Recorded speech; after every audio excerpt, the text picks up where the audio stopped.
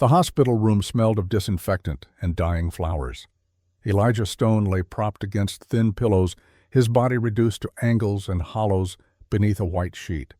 100 years had carved deep lines into his face lines that mapped a century of secrets. Outside the window, Arizona's sun burned the same merciless gold it had burned 70 years ago. Marcus sat beside the bed, 18 years old, holding a leather journal so old the spine cracked when he opened it. The boy's hands shook slightly. He had driven 3 hours from Phoenix, skipping his shift at the garage because the nurse had called. "Your great-grandfather is asking for you. He says there's a story you need to hear." Elijah's eyes opened pale blue, fading to gray. His voice came out thin as paper. "You came."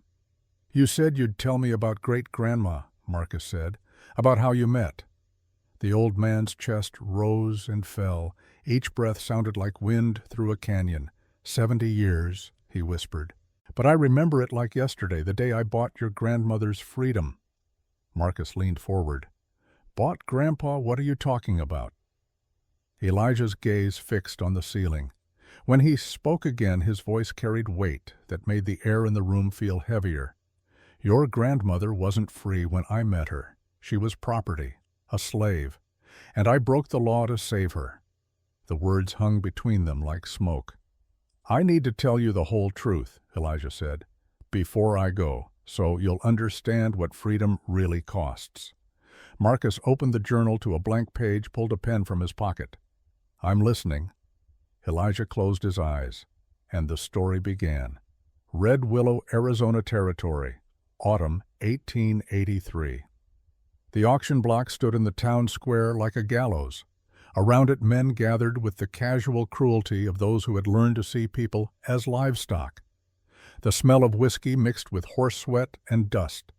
Coins clinked in pockets. Someone laughed, the sound sharp and ugly. On the platform, a woman stood barefoot. Her deerskin dress was torn at the hem, stained with travel and fear. Rope bound her wrists, the fibers cutting into skin that had been rubbed raw days ago. She didn't look at the crowd. Looking only made them louder.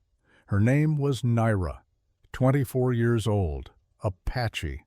The name her mother had given her meant eyes bright as sun, but no one here knew that. No one here cared. To them, she was inventory. Item number 847 on a territorial ledger. The auctioneer was a fat man named Daniel Cortez. He wore a vest that strained across his belly and a smile that showed one gold tooth. In his hand he held a piece of paper yellowed and official-looking. "Certificate of Indentured Labor number 847, he called out, his voice carrying across the square. "Issued by the Arizona Territory Indian Affairs Office. Starting bid $2 silver." $2. The price of 3 days' wages for a ranch hand. The price of a used saddle. The price of a human life. "2," someone shouted. "3," called another. Naira's jaw tightened, but she didn't flinch. Flinching made them laugh. She had learned that the hard way. $4 for the savage. Cortez grinned, slapping the platform beside her ankle. "Come on, gents. She's young, she's strong. Make it worth my time." At the edge of the crowd, a man stood watching. He leaned against a hitching post, one boot crossed over the other arms, folded across his chest. His coat was the color of old dust. His hair had been bleached pale by sun and years. Elijah Stone. 30 years old, though his eyes looked older. A scar ran from his jaw to his collarbone, the kind of mark a blade leaves when it's trying to find your throat. His left shoulder hung stiff, an old cavalry wound that ached when storms were coming. Today, it ached. He had come to town for supplies, flour, coffee nails, basic things. He hadn't planned to stop at the auction, but he had heard the crowd, heard the auctioneer's voice, and something in his chest had pulled tight like a fist closing. Now he stood there watching a woman on a platform and seeing ghosts. $5, a man called out. Cortez pointed. "5 I got. Do I hear 6? Elijah pushed off the hitching post. He reached into his coat, felt the weight of his money pouch. 6 silver dollars. 2 weeks' wages from his last sale of cattle, money he needed for winter supplies. He stepped forward. 6. The word cut through the noise like a gunshot. Heads turned. The crowd went quiet enough to hear wind scraping across rooftops. Cortez hesitated, caught between greed and confusion. His eyes narrowed. "That's $6, mister. You sure?" Elijah met his gaze flat and cold. "I'm sure." Cortez glanced at the crowd, waiting for someone to bid higher. No one spoke. These men liked to watch chains being sold, but they didn't like competing with silence. The kind of silence Elijah Stone carried had sharp edges. The auctioneer shrugged. "Your loss." He pulled a knife from his belt, grabbed the rope binding Naira's wrists, and sliced through it. The fibers fell to the platform, coiling like dead snakes. Naira swayed. The sudden freedom made her dizzy. For a moment she thought she might fall. Then a hand appeared in front of her, open palm rough from work, not grabbing, just offering. She stared at it. Every instinct screamed trap. Men didn't offer. They took. But the hand stayed there, patient as stone. She took it. Elijah steadied her, then released. "Come on." 2 words. No command in them, no pity, just motion. They stepped off the platform. Behind them, the crowd muttered, disappointed. Men like these had little interest once mercy entered the transaction. Elijah led her through the narrow street to a water trough behind the feed store. The water still shimmered clean from morning refill. He dipped a tin cup and placed it in her hands. Naira hesitated. Her throat worked once muscles remembering how to want. Then she lifted the cup, drinking too fast, water spilling down her chin. She coughed. Elijah took the cup, filled it again, handed it back without a word.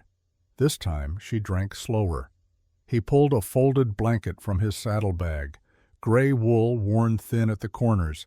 He laid it over her shoulders, careful not to touch skin. The blanket swallowed her frame. She closed her eyes for a heartbeat. The first moment in months that warmth didn't come with a price. When she looked up, he was already adjusting his saddle. "Can you ride?" She nodded, uncertain. "Hold the horn, I'll keep you steady." He mounted first, then helped her up, guiding her gently onto the front of the saddle. His hand rested near her waist, not on it. Close enough to catch her if she slipped. Nothing more. She held the blanket tight and looked straight ahead as he turned the horse toward the road leading out of town.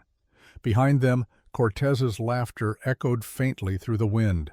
They rode for miles before either spoke again. Red willow shrank behind them until it was only a smear of smoke against the horizon. The land opened wide. Dry grass, low mesas, sky too big for mercy. The horse's hooves drummed steady against packed dirt. Elijah slowed the pace when he noticed the tremor in her shoulders. "Cold."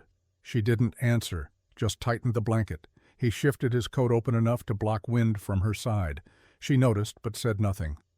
Gratitude was still a language she didn't trust. When the road curved toward hills, he stopped by a patch of scrub oak. "Rest a minute." He dismounted, then offered his hand again. She slipped down, light as breath, and landed awkwardly, knees shaking. He steadied her elbow, then stepped back. She crouched, touched dirt with her fingertips, held it there. The soil was dry, still warm from sun, but it was earth, not wagon floorboards, not the iron belly of a cage. Elijah watched without speaking. He took out his knife and cut the last length of rope still hanging from her wrist. Instead of tossing it away, he knelt, dug a small hole at the base of a rock, and buried it. He covered it with dust and patted the ground once like a man sealing a grave. Naira watched him smooth the dirt. He didn't say what it meant. He didn't have to. When he looked up, their eyes met for the first time. Really met. "Eat," he said, handing her a strip of jerky. She took a bite, chewing slow. He ate a smaller piece himself, standing guard without making it obvious. A hawk circled above them, a dark fleck against pale sky. "Your name?" he asked after a while. She hesitated, tasting the English on her tongue like something sharp. "Naira." He nodded. "Elijah Stone." Their names hung between them. The first trade made freely that day. By dusk, the air turned colder. They followed a dry creek bed toward the distant outline of Elijah's ranch. The horizon blazed in copper light. Every shadow stretched long like a warning. When the cabin finally came into view, Naira blinked as if unsure it was real. A small wooden house crouched near a split rail fence. One corner of the roof sagged slightly. Smoke drifted thin from the chimney. It wasn't much, but it stood. And it was quiet. Elijah dismounted, winced as his shoulder caught. "Here," he said, motioning for her to wait while he tied the horse. Then he offered his hand again for balance as she climbed down. She touched it briefly, then pulled away, keeping distance. Inside the cabin smelled of dry wood and old leather. A cast-iron stove squatted near the far wall, still warm from morning fire. Dimensions 16 feet by 20, timber frame, tin roof, stone chimney. There was one bed, iron frame with a thin mattress. A table with 2 chairs. Shelves lined with jars. 10 pounds of dried beans, 5 pounds of flour, salt, 2 pounds of coffee. Everything was neat, not polished. The kind of order that belonged to someone who had learned to live alone. Elijah pointed toward the chair nearest the stove. "Sit." She hesitated. He nodded once. She sat slowly, eyes darting to him, waiting for correction. None came. He ladled beans from a pot on the stove into a tin bowl, set it before her, stepped back. Standard cavalry ration, 1/2 pound of beans boiled with salt pork. She stared at it, then at him. He leaned against the counter, arms folded. After a moment, she ate, fast at first, then slower when she realized he wouldn't take it away. When the bowl was empty, he filled it again without asking. Her hands trembled less now. The firelight caught her cheekbones sharp from hunger and the bruises along her neck. Elijah saw but didn't ask. Some stories didn't need telling on the first night. He reached into a trunk near the bed, pulled out a clean cotton shirt, laid it across the blanket. "You can change. I'll check the barn." She waited until the door shut behind him before standing. The blanket slipped to her elbows as she lifted the shirt. It smelled of soap and smoke, soft from years of washing. She slipped it on. The hem fell nearly to her knees. She wrapped the wool blanket around her waist like a skirt. The cabin's stillness pressed against her ears. No shouting, no chains clinking, just the tick of cooling metal and the small crackle of wood. She exhaled for what felt like the first time. Outside, Elijah fed the horse, checked the corral fence, stayed gone longer than needed. Mercy, he had learned, was best given space to breathe. When he returned, she was sitting again, straighter this time, the firelight softening her face. He added another log to the stove. "Fire will hold till morning." Then he spread his coat on the floor near the door, rolling it into a pillow. He pointed toward the bed. "You take that, I'll stay here." Her brow creased. No man had ever offered comfort without a price. She shook her head quickly, clutching the blanket. He didn't argue, just laid down on the floor, back to the wall rifle within reach, one arm resting over his eyes. After a long silence, she whispered, "Why?" His voice came steady, almost lost in the crackle of fire. "Because no one deserves chains." The words hung in the air, heavy and clean. She waited. The silence invited truth. "I wore different chains," he said quietly, "but I know the weight. War. Outside, wind rattled the shutters. Inside, the silence turned into something else. Not fear, not command, but room. Naira lay down on the bed, the quilt rough beneath her fingers. She watched the fire until her eyes blurred. Across the room, Elijah's breathing steadied, slow and even, a rhythm that matched the soft hiss of the stove. It wasn't trust yet, but it was the first night in a long time when neither waited for pain to wake them. In the hospital room, Marcus had stopped writing, his hand cramped from gripping the pen too tight. "Grandpa," he said, voice thick.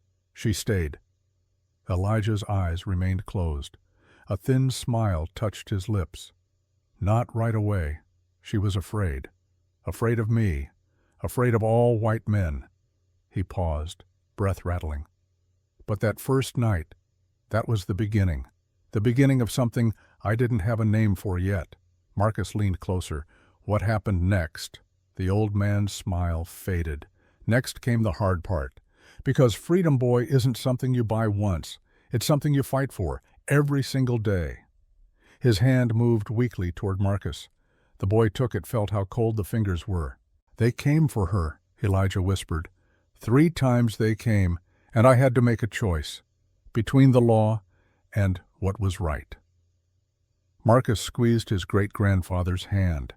Tell me, I need to know. Outside the window, the Arizona sun began its slow descent toward the horizon. The same sun that had witnessed everything 70 years ago. The same sun that never forgot. And Elijah Stone, 100 years old, with death sitting patient in the corner of the room, continued his story. Elijah's voice grew stronger, as if the telling itself was breathing life back into him. Marcus watched his great-grandfather's face, saw decades fall away as memory took hold. That first morning, Elijah said, I woke before dawn, old habit from the cavalry, your body never forgets. The words carried Marcus back through time. Morning came not with announcement, but with gradual light creeping across floorboards. Elijah opened his eyes to find Naira already awake, sitting upright on the bed, watching the door. Her hand gripped the blanket like a weapon. He sat up slowly, making his movements visible, predictable. Morning. She didn't respond, just watched. He stood, walked to the water jug, poured into a tin cup, set it on the table, then stepped back 3 paces, making space. She looked at the cup, at him, at the cup again. Finally rose and crossed the room, moving like someone walking through a river, each step fighting current. She drank standing, never turning her back to him. He busied himself at the stove, added wood, set the coffee pot on the iron top. The smell of brewing grounds filled the small space.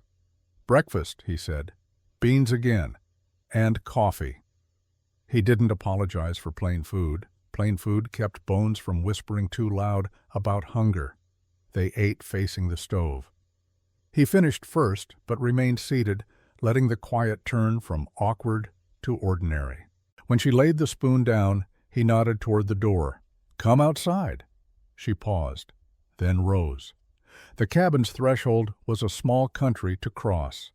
Outside, the morning air bit at her feet through the thin wool socks. She flinched. Elijah noticed. He disappeared inside, returned with a pair of thicker socks, the kind that had outlived 3 winters and still had 1 more left in them. For now, he said. She looked at them like a puzzle, then slid them on. The wool pricked her skin. Her toes curled into heat that felt like permission. They stood in the yard. The land spread out in all directions. Yellow grass bowed by wind, the corral leaning with age but standing. Naira drew a breath so deep it surprised her. The air tasted of iron and juniper. She turned her face toward the light, then knelt and pressed her palm to the soil. Not a prayer anyone would recognize, only a touch that said the earth still remembered her. Elijah pointed with his chin toward the barn. We start there. He didn't list rules, didn't say what she owed. He showed her where the feed was kept, how to scatter grain for the hens. 12 Rhode Island red chickens, each one named, though he'd never admit it. How to check the water trough for ice in winter, algae in summer. She watched his hands, not his mouth. When he lifted a log and his shoulder seized, she caught the flinch he tried to hide. Old wound, he said, as if that explained everything and nothing. She nodded. The nod wasn't pity. It was a marker on the map they were drawing between them. He handed her a small hatchet. Duluth make 3.5-pound head, hickory handle. Split that one. He meant a short log set upright on a stump. He stood close enough to correct a mistake, far enough to let the mistake happen without shame. Her first swing glanced off, bit the stump. She reset the log, moved her feet, planted them like he had, brought the blade down. The wood opened with a sharp report that seemed too loud for morning. She straightened. Something small in her shoulders lifted. Good, he said. Didn't smile until she looked away. They worked in that rhythm. Show, attempt, adjust. Until sweat warmed her under the shirt and the frost burned off the fence rails. She learned the weight of the hammer, the patience of wire, the way nails find the straight edge if your hand is steady. He learned the cadence of her silence, the one for concentration, the one for fear, the one for memory pressing its thumb to her throat.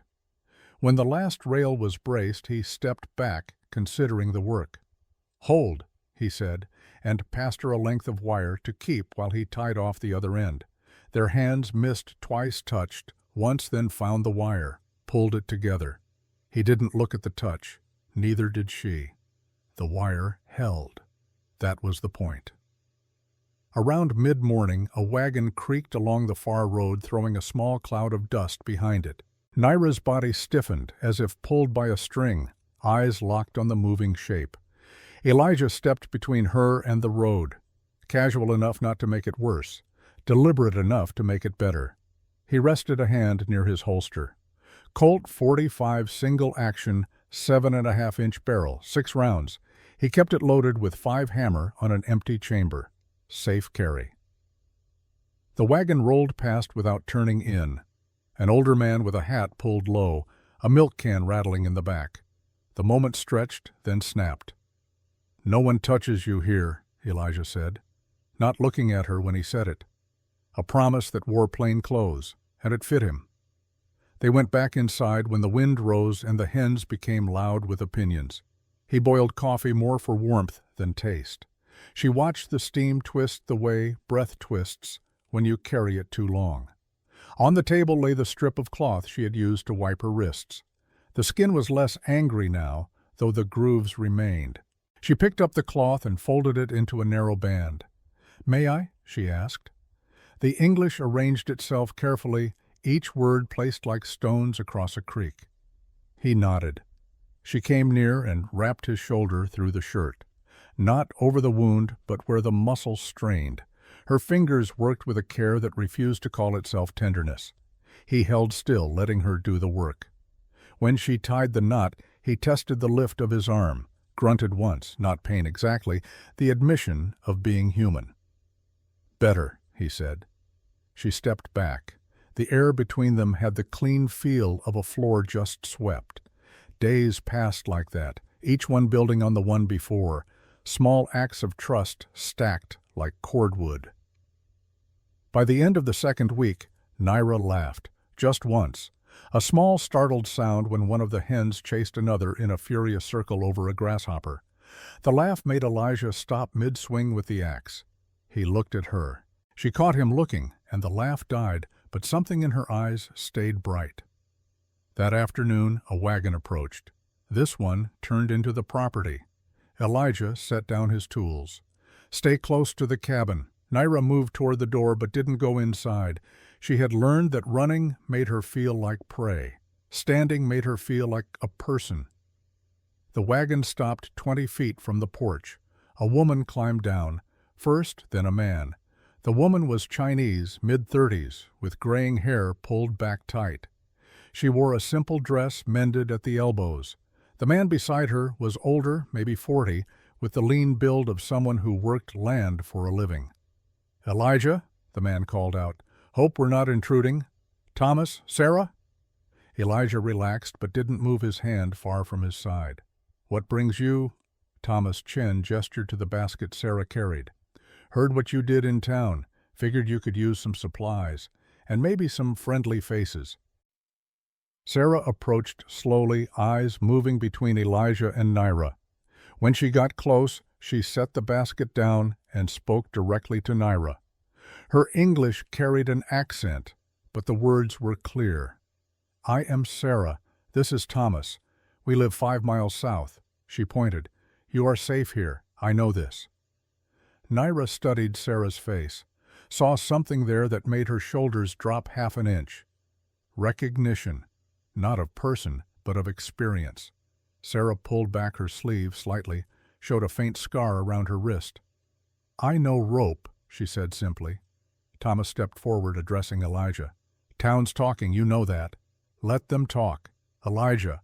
Thomas's voice dropped. "Victor Grimshaw is asking questions. Says you stole his property."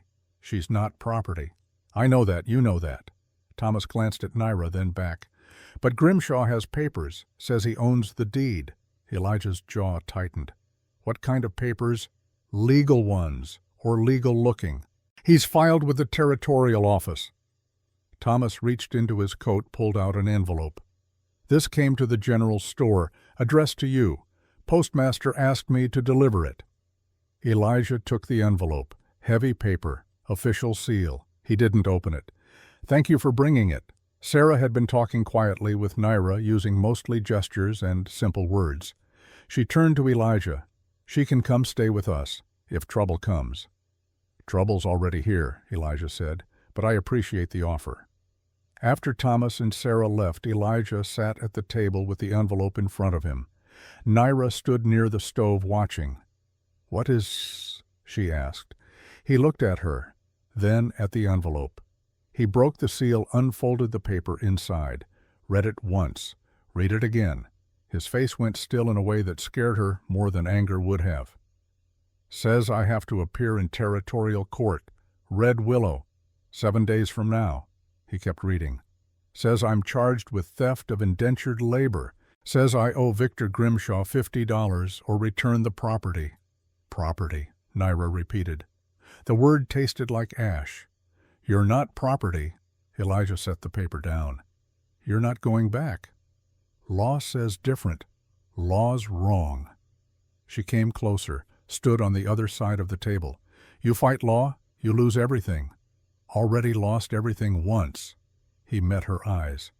Before I met you, what I've got now, it's worth fighting for. That night after dark, after beans and coffee and silence, Naira couldn't sleep. She sat on the bed staring at nothing. Elijah lay on his bedroll by the door, eyes closed but not sleeping. Elijah, he opened his eyes. Tell me about war. He was quiet for a long time. Then he sat up, back against the wall. What do you want to know? Why you have chains? He understood. She meant the invisible ones, the kind that wrapped around your chest and squeezed. 5th Cavalry, he said. Enlisted in 75. I was 22. Thought I was serving something noble. He laughed, but there was no humor in it. We chased Apache raiders, chased them for 6 years, and then... He stopped. She waited. Then they gave us different orders, not to chase, to eliminate. The word sat heavy in the dark. White Mountains, November 1881. A village, maybe 50 people, most of them women and children. Naira went very still. He couldn't see her face in the darkness, but he felt the change in the air. The lieutenant, his name was Harwood. He said we had orders from Washington, no survivors, said they were hiding raiders. Elijah's voice went flat. They weren't. They were just families, living, existing. You were there, not a question. I was there. You kill my people. No. The word came out sharp. I refused. I told Harwood I wouldn't do it. He had me arrested, court-martialed, discharged without honor. He paused. But I didn't pull a trigger, and I didn't stop them either. I just stood there while they burned everything. Naira stood up, walked to the table. Her hand found the knife they'd used for dinner. She picked it up. Elijah didn't move. She came closer. The knife trembled in her hand. You watch my family die. I don't know if it was your family, but yes, I watched families die. Why, you know, tell me. Because I'm a coward. His voice cracked. I watched them die. I did nothing, and I've lived with that shame every day since. The knife stayed in her hand. Minutes passed. The fire popped. Wind moved against the cabin walls. Finally, Naira spoke. You refuse order. You lose everything. Rank, honor, home. Yes. That not coward, that different kind of brave. She set the knife down. You choose right thing, even when it cost everything. Doesn't change what happened. No. She moved back toward the bed. But it changed why you buy me, not charity. Debt. Yes, a debt I can never repay. She lay down, pulled the blanket up. You save one. You no save all, but you save one. Her voice came quieter now. That's something. Elijah sat in the dark, listening to her breathing even out. Sleep came for her slowly. For him, not at all. In the hospital room, Marcus had tears running down his face. "She forgave you," he whispered. Elijah's eyes stayed closed. "She understood. That's different from forgiveness. But it was enough. What happened in 7 days when you had to go to court?" The old man's hand tightened on Marcus's. "Court never happened, because 6 days later they came for her, not with papers, with guns." Marcus leaned forward. "Who? Grimshaw's men. 5 of them." Elijah's breathing became labored. "And that night, I had to choose. Between the law I swore to uphold when I was young and stupid, and the only thing that mattered." "What did you choose?" Elijah opened his eyes. They were bright, fierce, despite the century weighing on them. "I chose her. I chose freedom. And I chose to fight." The sun outside had moved lower. The room was filling with orange light, the same color as memory, the same color as fire. "Tell me," Marcus said. "Tell me about the fight." And Elijah Stone, 100 years old, with death patient in the corner and truth burning in his chest, told his great-grandson about the night everything changed, the night he stopped running from his past and started building a future. The night 5 men came to take what wasn't theirs and found out what happens when you push a guilty man too far. The night the cabin almost burned. The night Sarah and Thomas Chen proved what friendship looked like. The night Naira stopped being someone he saved and became someone who saved him right back. But that story would take time. And time was something Elijah Stone had very little of left. "Rest first, Grandpa," Marcus said, seeing how the telling had drained him. "I'm not going anywhere." Elijah nodded, closed his eyes. But his hand stayed wrapped around Marcus's, holding on. Because the story wasn't finished, not yet. And some stories need to be told all the way to the end, no matter how much it costs. Outside, the Arizona sun continued its ancient work of rising and setting, marking time the way it had for 100 years, for 1,000, for always. Patient, relentless, witnessing everything. And in that hospital room, with machines beeping their steady rhythm and flowers dying in their vase, an old man prepared to tell the hardest part of his story, the part about violence and choice, the part about what happens when law and justice stand on opposite sides, the part about the night everything burned. The nurse came in to check vitals. Marcus stepped into the hallway, bought coffee from a machine that dispensed something brown and bitter. When he returned, Elijah was awake, staring at the ceiling with an intensity that made the boy think his great-grandfather was seeing through it, into the past, into that night. "You ready?" Elijah asked. Marcus nodded, settled back into the chair. "I'm ready." "Then listen close, because this is the part that matters most, the part about what a man does when everything he believes gets tested. 6 days after the letter arrived, 6 days of waiting, 6 days of preparation. Elijah had spent those days teaching Naira things she needed to know. Not just how to shoot, though that was part of it, how to move in darkness, how to stay low when bullets fly, how to find cover, how to breathe through fear. He taught her the cabin's weak points, the back window that opened quiet if you knew the trick, the root cellar under the floor hidden beneath a rug, the canyon trail 1/2 mile north that led to the Chen Ranch. "If something happens to me," he said, on the 5th day, "you run. Don't look back. Sarah and Thomas will hide you." Naira was cleaning the Colt 45. She had learned to field strip it oil, it reassemble it. Her hands moved with confidence now. "If something happened to you, I stay. I fight." "Naira, I run all my life, Elijah. I no run anymore." He wanted to argue, couldn't find the words, because he understood. Running was surviving, standing was living. And she had chosen. Thomas Chen had come by twice more, brought ammunition, brought news. Grimshaw had hired men, 5 of them, drifters from Tucson with reputations for violence. Word was they planned to come at night when the law was asleep and witnesses were scarce. "I can be here," Thomas offered. "Sarah too. We can help." "No," Elijah shook his head. You've got children. I won't put them at risk. We're already at risk. Men like Grimshaw, they don't stop with one target. Thomas gripped Elijah's shoulder. But I understand. Just know. If you need us, fire 3 shots. We'll come running. On the 6th night, Elijah and Naira ate dinner in silence. Beans again, the last of the salt pork, coffee so strong it could strip paint. They didn't talk about what might come. They had said everything that needed saying. After dark, Elijah checked his weapons. Winchester 73-15 rounds in the tube. The Colt at his hip. A shotgun double-barrel loaded with buckshot propped by the back window. He had stacked feed sacks near the windows for cover. Not bulletproof, but better than nothing. Naira wore the canvas pants and shirt he had given her. Better for moving than a dress. Her hair was tied back. The Colt .45 looked too big in her hands, but she held it like she meant it. They sat in darkness, fire out, lamp out. Only moonlight through the windows, Elijah by the front, Naira by the back. Waiting. Midnight came and went. 1 in the morning. 2.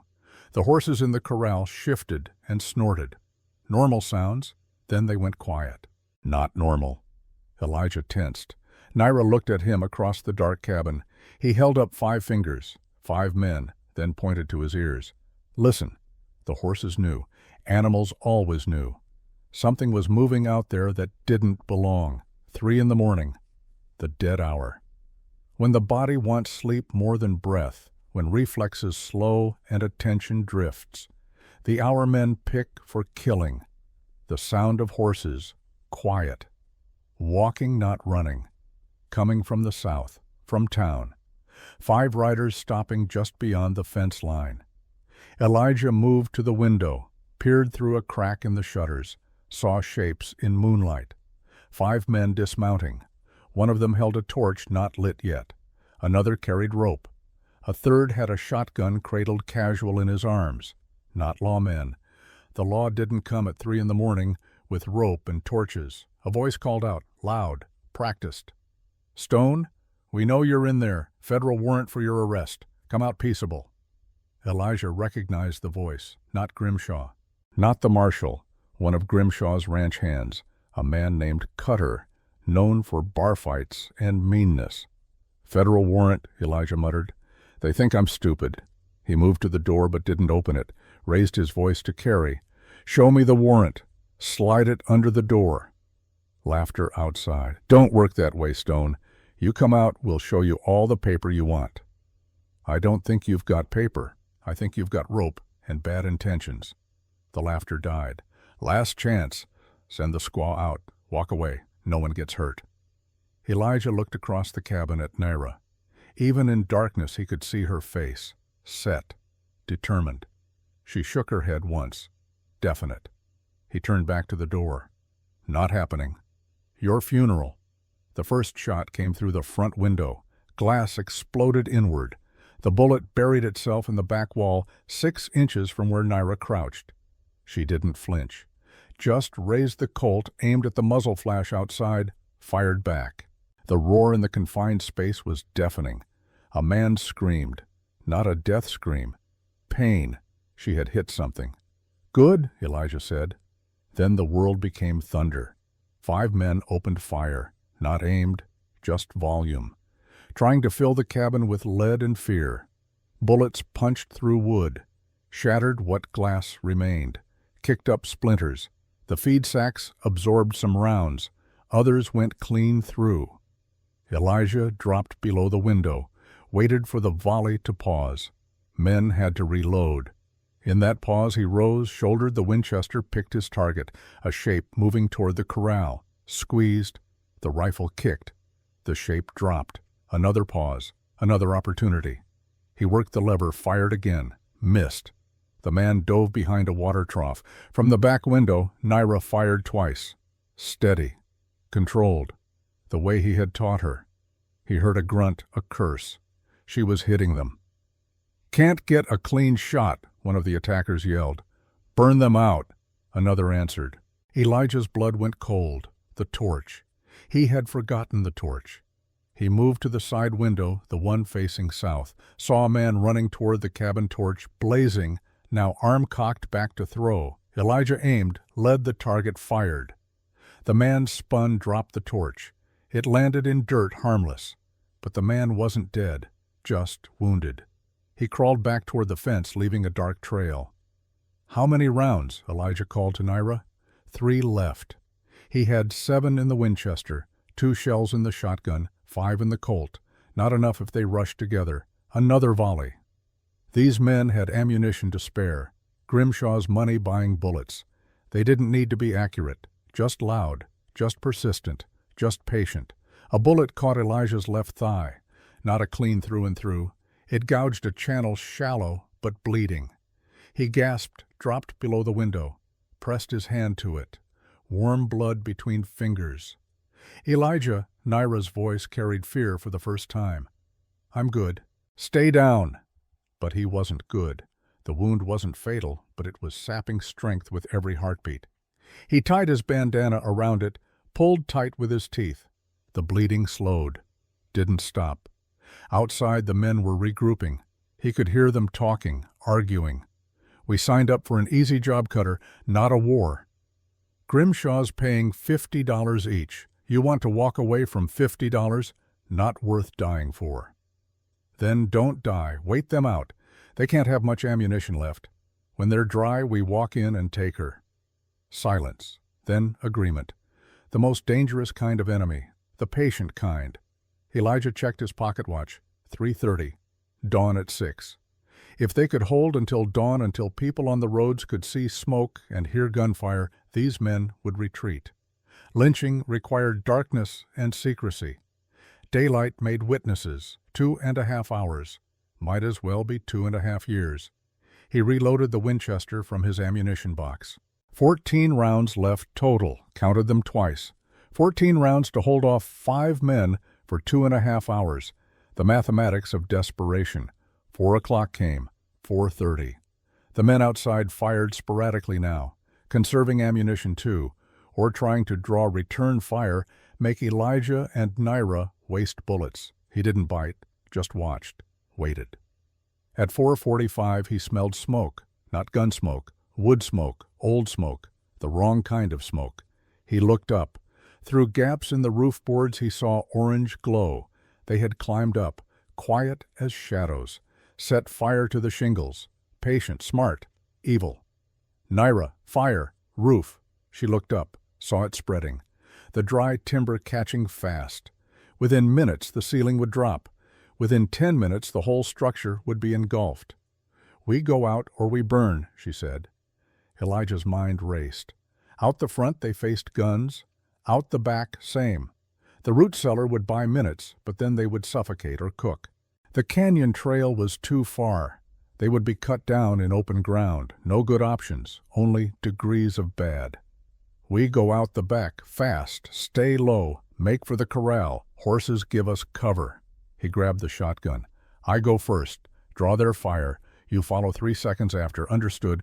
"No, we go together." "Naira, together." Her eyes locked on his. "You teach me stand." Now we stand together. The roof groaned. A beam cracked. Embers fell like hellish snow. "All right." He moved to the back door. She stacked beside him. He could feel heat above.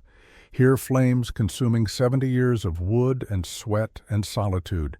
Everything he owned turning to ash in memory. On 3, low and fast. "Don't stop moving." She nodded. 1. He gripped the shotgun. 2. She thumbed back the hammer on the Colt. 3. He kicked the door open. The night air hit like cold water. He dove left, rolled, came up with the shotgun leveled, saw a shape fired. The blast lit the darkness. The shape flew backward. Naira came through behind him, rolled right. A muzzle flash. A bullet cracked past her head. She fired twice. The muzzle flash went dark. They scrambled toward the corral. Behind them, the cabin roared. Flames reached through the roof, punching holes in the night. Light everywhere now. Too much light. Nowhere to hide. Elijah reached the fence, dragged himself behind a post. His leg screamed. The bandana was soaked through. Naira slid in beside him, breathing hard, unhurt. 3 left, she said, meaning 3 rounds. He had the second barrel of the shotgun, 5 in the Colt. The Winchester still in the cabin lost to fire. 8 rounds total between them, 3 attackers still moving. The fire turned night into day. The cabin collapsed inward with a roar that sounded like rage. Sparks fountained into the sky. In that light, Elijah saw the 3 remaining men, saw them clear, saw their faces. One of them was Cutter. The other 2 were younger, scared now.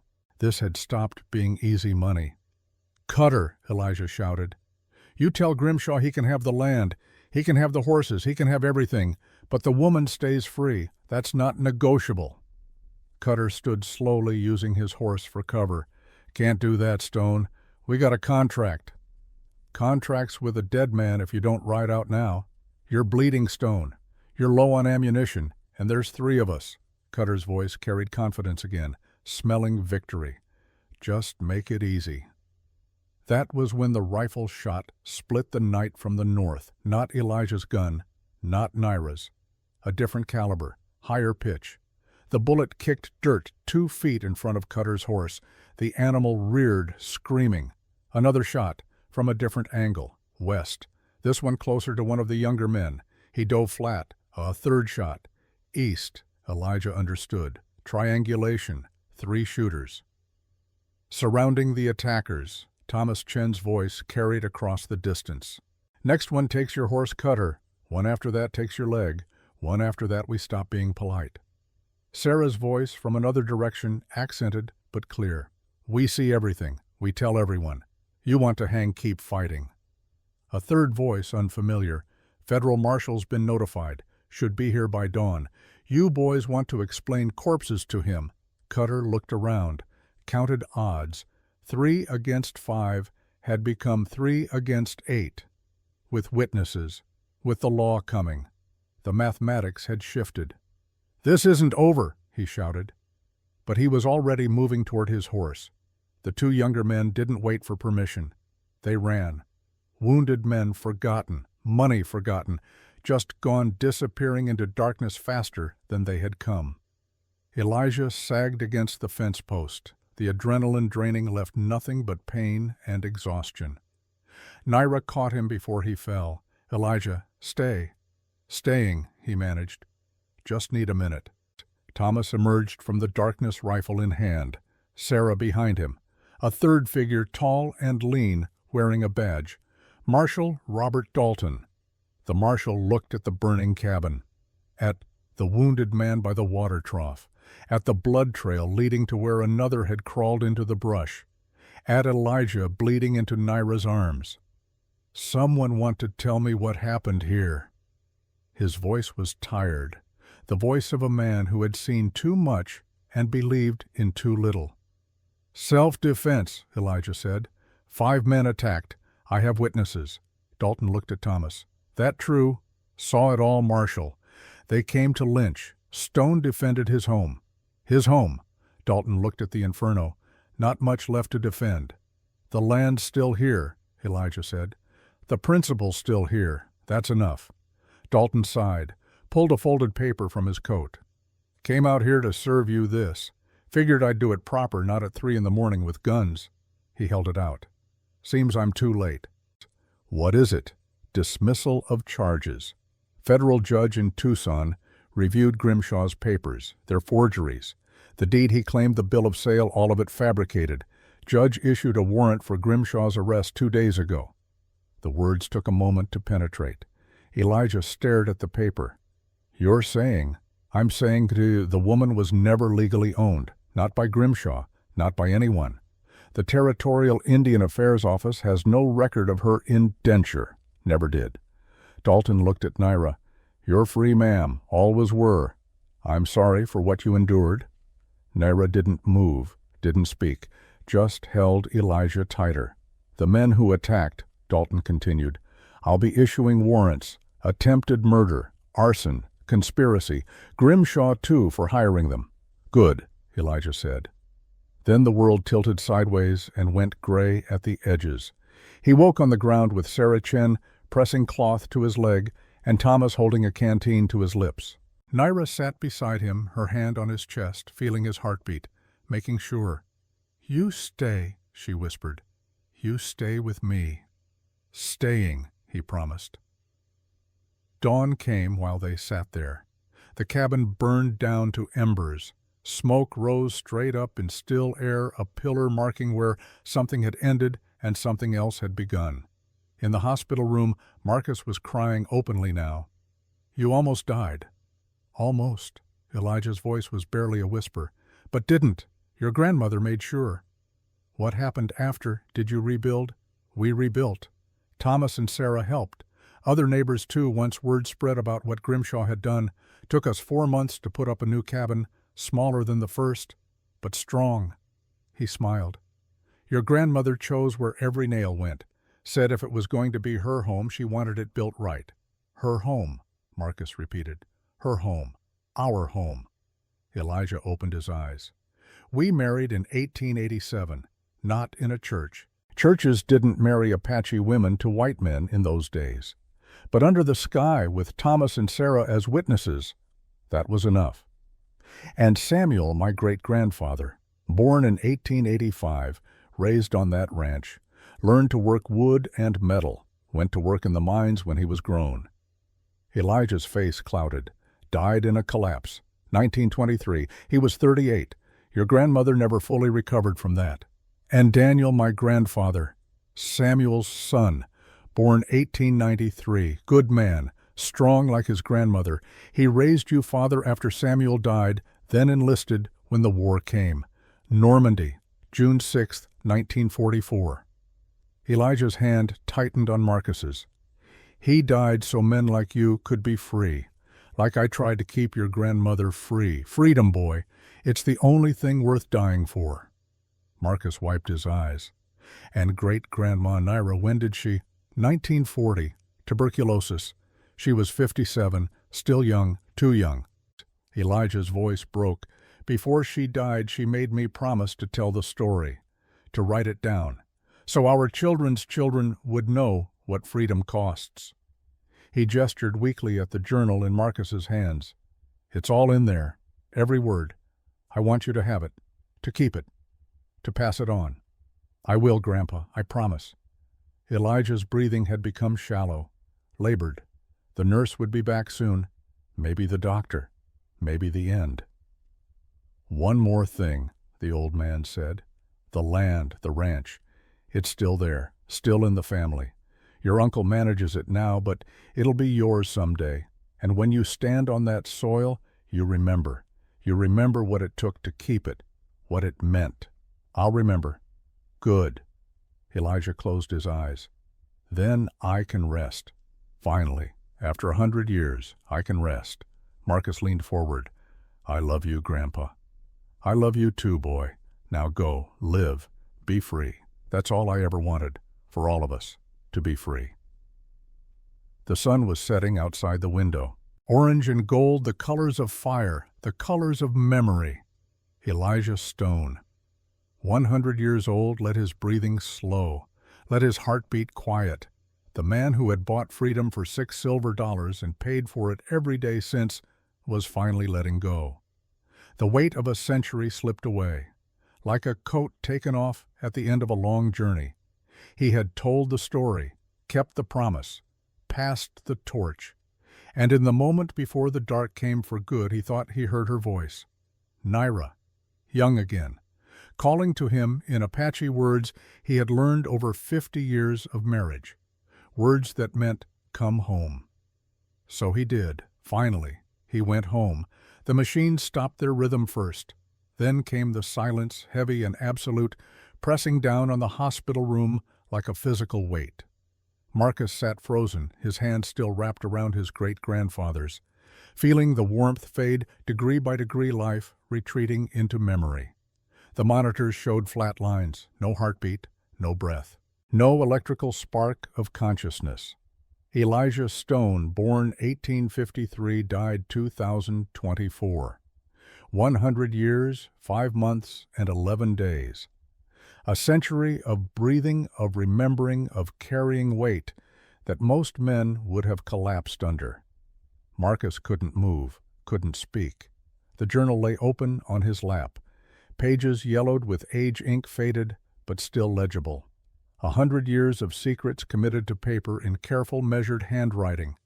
The handwriting of a man who understood that words once written become permanent. Accountable. A nurse entered, quietly checked the monitors, though she already knew what they would say.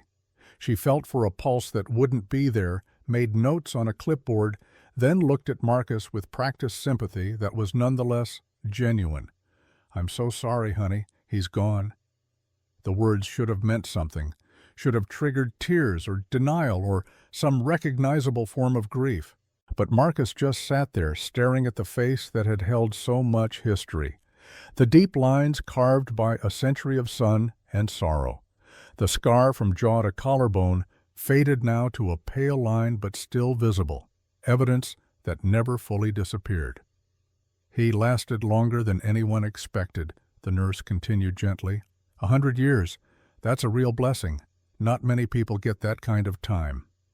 Marcus nodded because it seemed like the thing to do.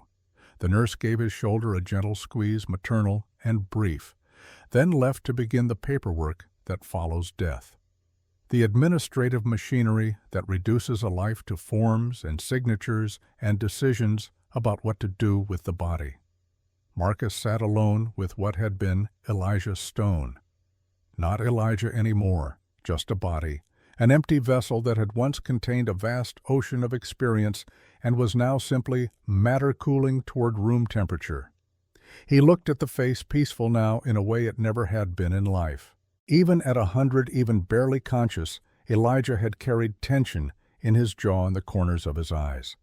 The permanent posture of someone waiting for the next threat, the next loss, the next price to be paid. Now that tension was gone, released. Whatever debt Elijah had felt he owed death had apparently paid it in full.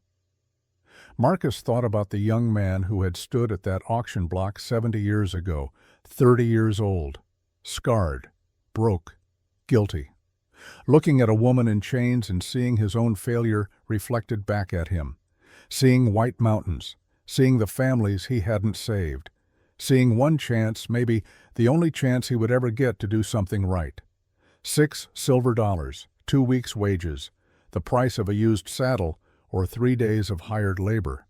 The price he paid to buy freedom for a stranger who would become his wife, the mother of his children, the center of his world for 53 years. Marcus thought about Naira. Born 1859, died 1940, 81 years, 53 of them spent with Elijah, the woman whose name meant bright as sun, who had survived the massacre at White Mountains, who had been sold and resold like livestock, who had stood on that platform with rope cutting into her wrists and made the choice not to flinch, not to give her tormentors the satisfaction of seeing her break, who had impossibly forgiven the man who had been there when her family died, who had seen past his uniform to the person underneath, who had understood that refusing an order, losing everything, living with shame for decades, these things were their own kind of courage.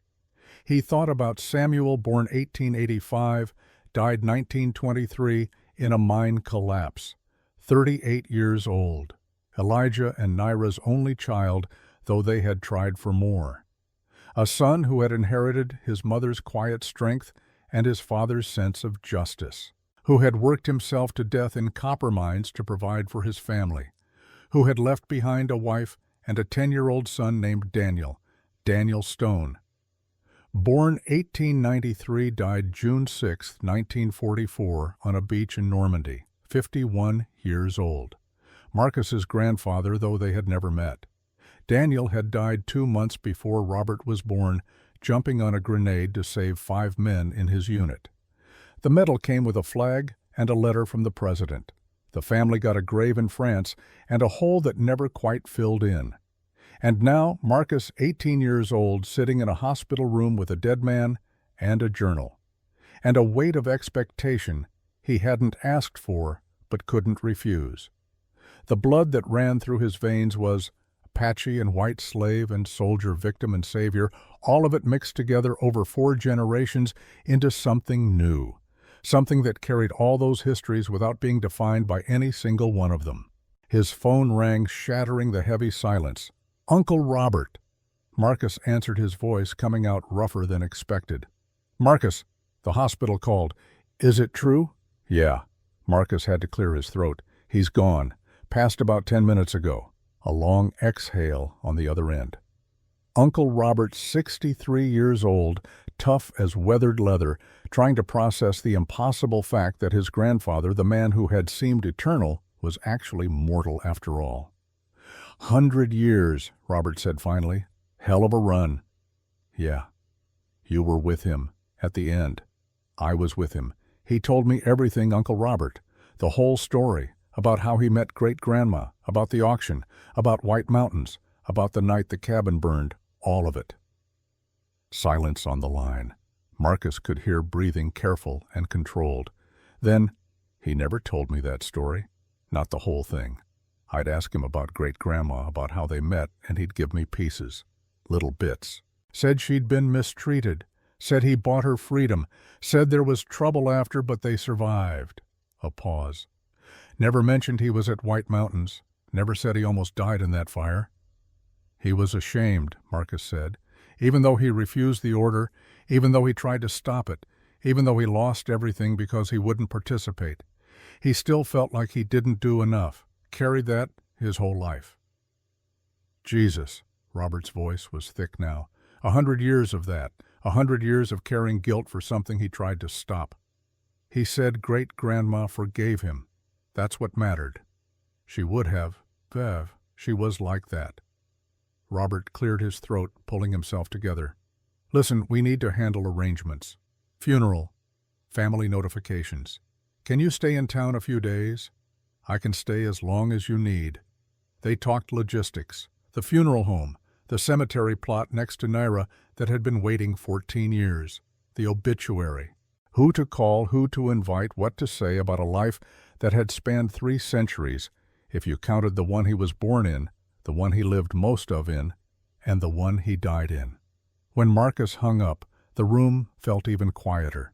He stood slowly, his legs stiff from sitting so long, walked to the window, and looked out at Arizona stretching away in all directions. November afternoon sun painting everything gold and orange, the colors of autumn, of ending, of fire. He turned back to the bed, to Elijah. He crossed the room, leaned down, kissed that cold forehead. "Thank you," he whispered, "for trusting me with this. I won't let you down." Then he picked up the journal, held it against his chest like a shield, and walked out of that hospital room carrying a story and a promise and a responsibility that would shape the rest of his life. 3 days later, Marcus stood in a cemetery outside Red Willow, watching Elijah Stone's coffin lower into Arizona earth.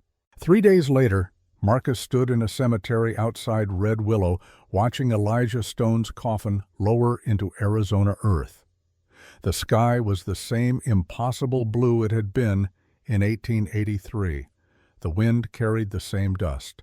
The land remembered, even if most people had forgotten.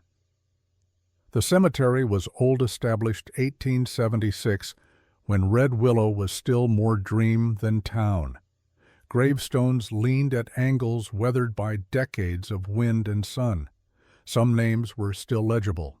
Others had been scoured away by time, leaving only the knowledge that someone had been buried there, someone who had mattered to someone else, even if the details were lost. There were maybe 30 people at the funeral.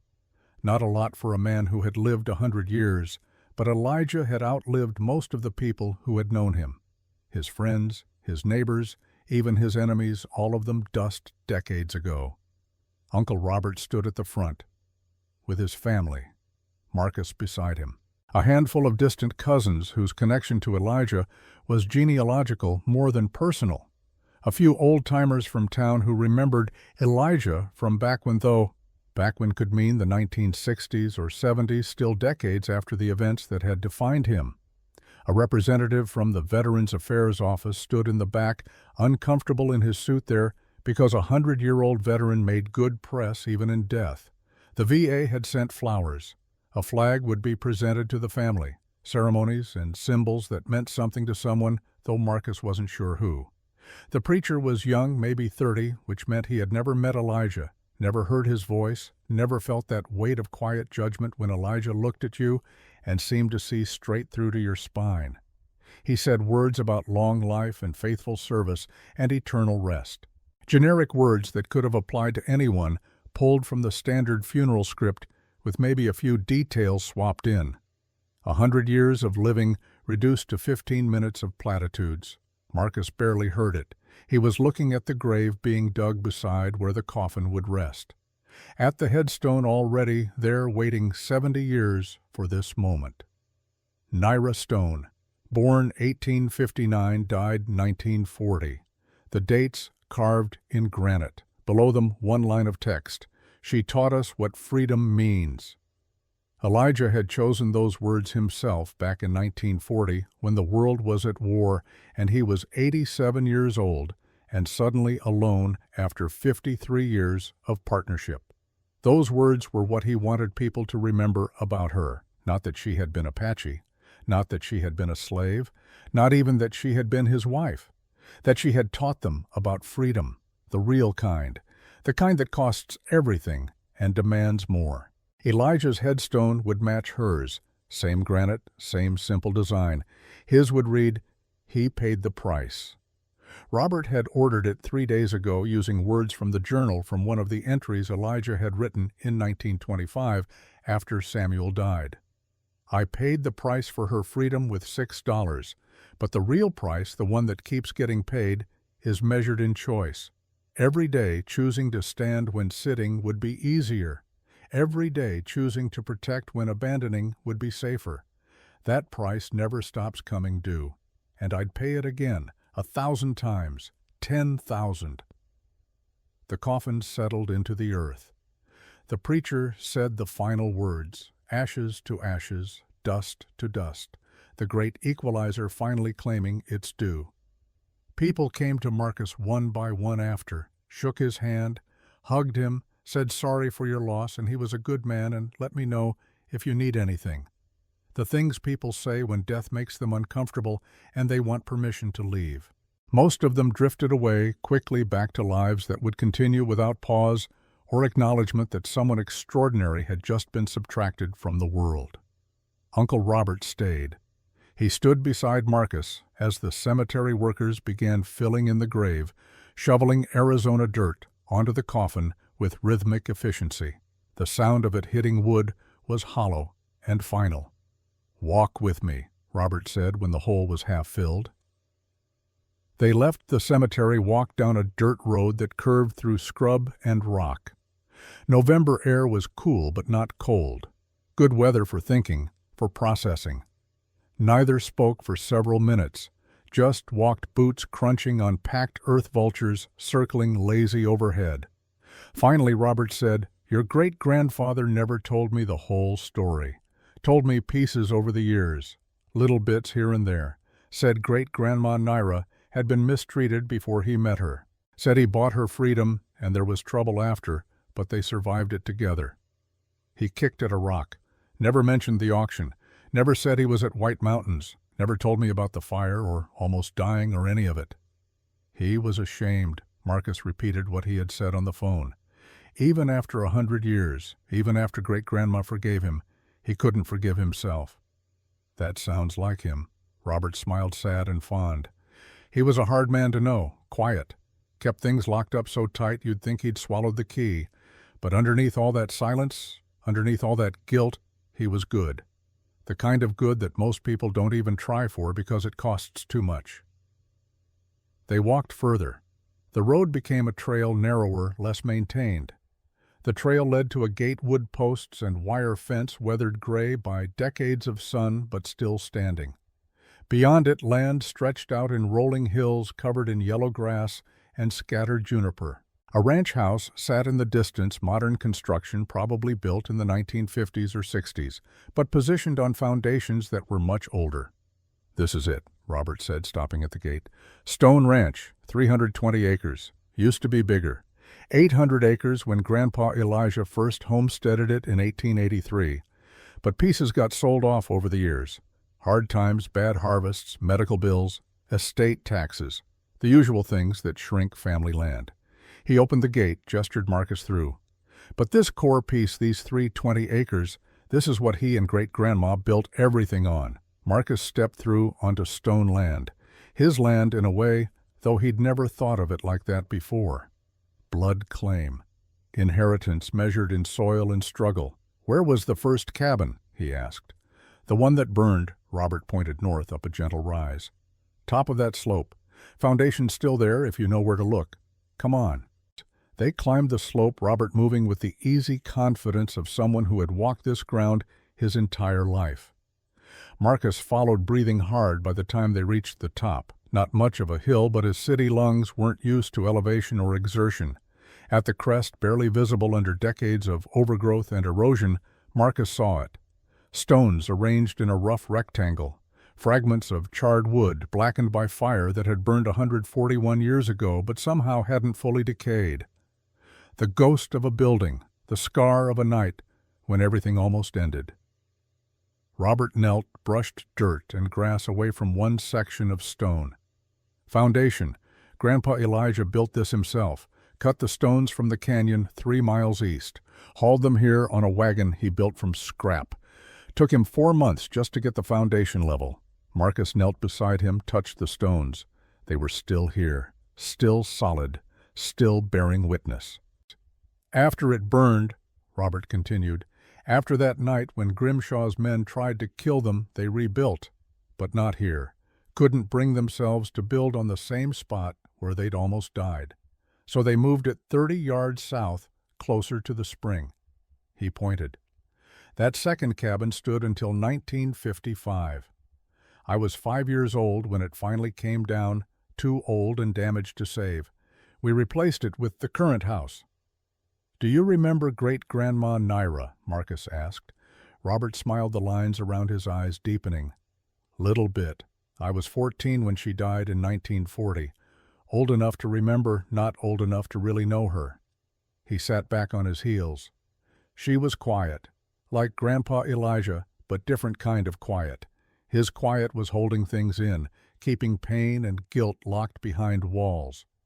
Her quiet was more like stillness, like she'd learned how to be absolutely present in each moment because she knew how fast moments could be taken away. He pulled up a blade of grass, twisted it between his fingers. She used to give me hard candy, peppermints, and she'd speak to me in Apache sometimes. I didn't understand a word, but I loved the sound of it. Musical, rhythmic, like the language itself was telling a story even when the words were just about checking on the chickens or commenting on the weather. Did Grandpa Elijah understand Apache? Some. He learned over the years. Said it was important learning her language. Said too much had already been taken from her people. He wasn't going to let her language die if he could help it. Robert stood, brushed dirt from his jeans. They spoke it together sometimes. Private conversations I wasn't meant to understand. Looking back, I think it was how they maintained space that was just theirs. In a house that got pretty crowded sometimes with family and ranch hands and neighbors, they had this language that belonged only to them. They sat on the old foundation stones. The sun moved across the sky, tracking west, the way it had for billions of years, indifferent to human drama. Marcus opened the journal, found a passage he'd marked, read it aloud. June 7th, 1923. Samuel is dead. Cave in at the mine. They brought his body home yesterday. Naira hasn't spoken since. Just sits by the window looking at the mountains. I don't know how to help her. I don't know how to help myself. We survived so much. Slavery, fire, men with guns and worse intentions. We survived all of that just to lose our son to rock and darkness and bad luck. What was the point? What did all that surviving buy us if it ends like this? Marcus's voice cracked. He cleared his throat, kept reading. Naira spoke today. First words in a week. She said, Samuel had 38 years, more than my mother, more than my brothers, more than most of my people. He had a good life because we fought for it. That's the point. Then she went back to the window. But I think she's right. I think that's all we can do. Fight for whatever years we get. Make them good years. Leave something behind that matters. Samuel mattered. His son Daniel matters. The fight matters. That has to be enough. Robert was crying, now 63 years old, and, weathered by decades of sun and labor, crying like a child. "My father," he said, voice thick. "Daniel. He died 2 months before I was born. Normandy. June 6, 1944. 21 years after Samuel." Grandma Naira got the telegram about Daniel's death on June 7th, exactly 21 years to the day after Samuel died. She lasted another month after that, then the tuberculosis just took her. Like she'd been holding on until she knew Daniel was gone, and then there was no reason to keep fighting. Marcus closed the journal carefully. Grandpa Elijah lived 53 more years after she died. 53 years alone. Well, not completely alone. He had family around. But alone in the way that matters. The person who knew him, really knew him, was gone. Robert wiped his eyes. "You want to know something? For 53 years, every single day, Grandpa Elijah walked up here to this foundation. Every day. Morning usually before the sun got too hot. He'd sit right where you're sitting and he'd talk to her. Out loud. Telling her about his day, about the family, about the world. I followed him once when I was maybe 8 years old, hid behind that juniper and listened. He was telling her about me, about how I'd learned to rope a calf that week and how proud she would have been. And then he just sat there for an hour in silence, just sitting, being with her in whatever way he could. They stayed there on the foundation as the afternoon stretched toward evening. Marcus kept reading entries from the journal. Robert listened sometimes, commenting, sometimes just crying. The story of Elijah and Naira unfolded again, spoken in the place where so much of it had happened. When Marcus reached the final entry, dated 2 weeks before Elijah's death, his voice was barely a whisper. "I'm 100 years old. I've outlived everyone. Outlived my wife by 53 years. Outlived my son by 71. Outlived my grandson by 60.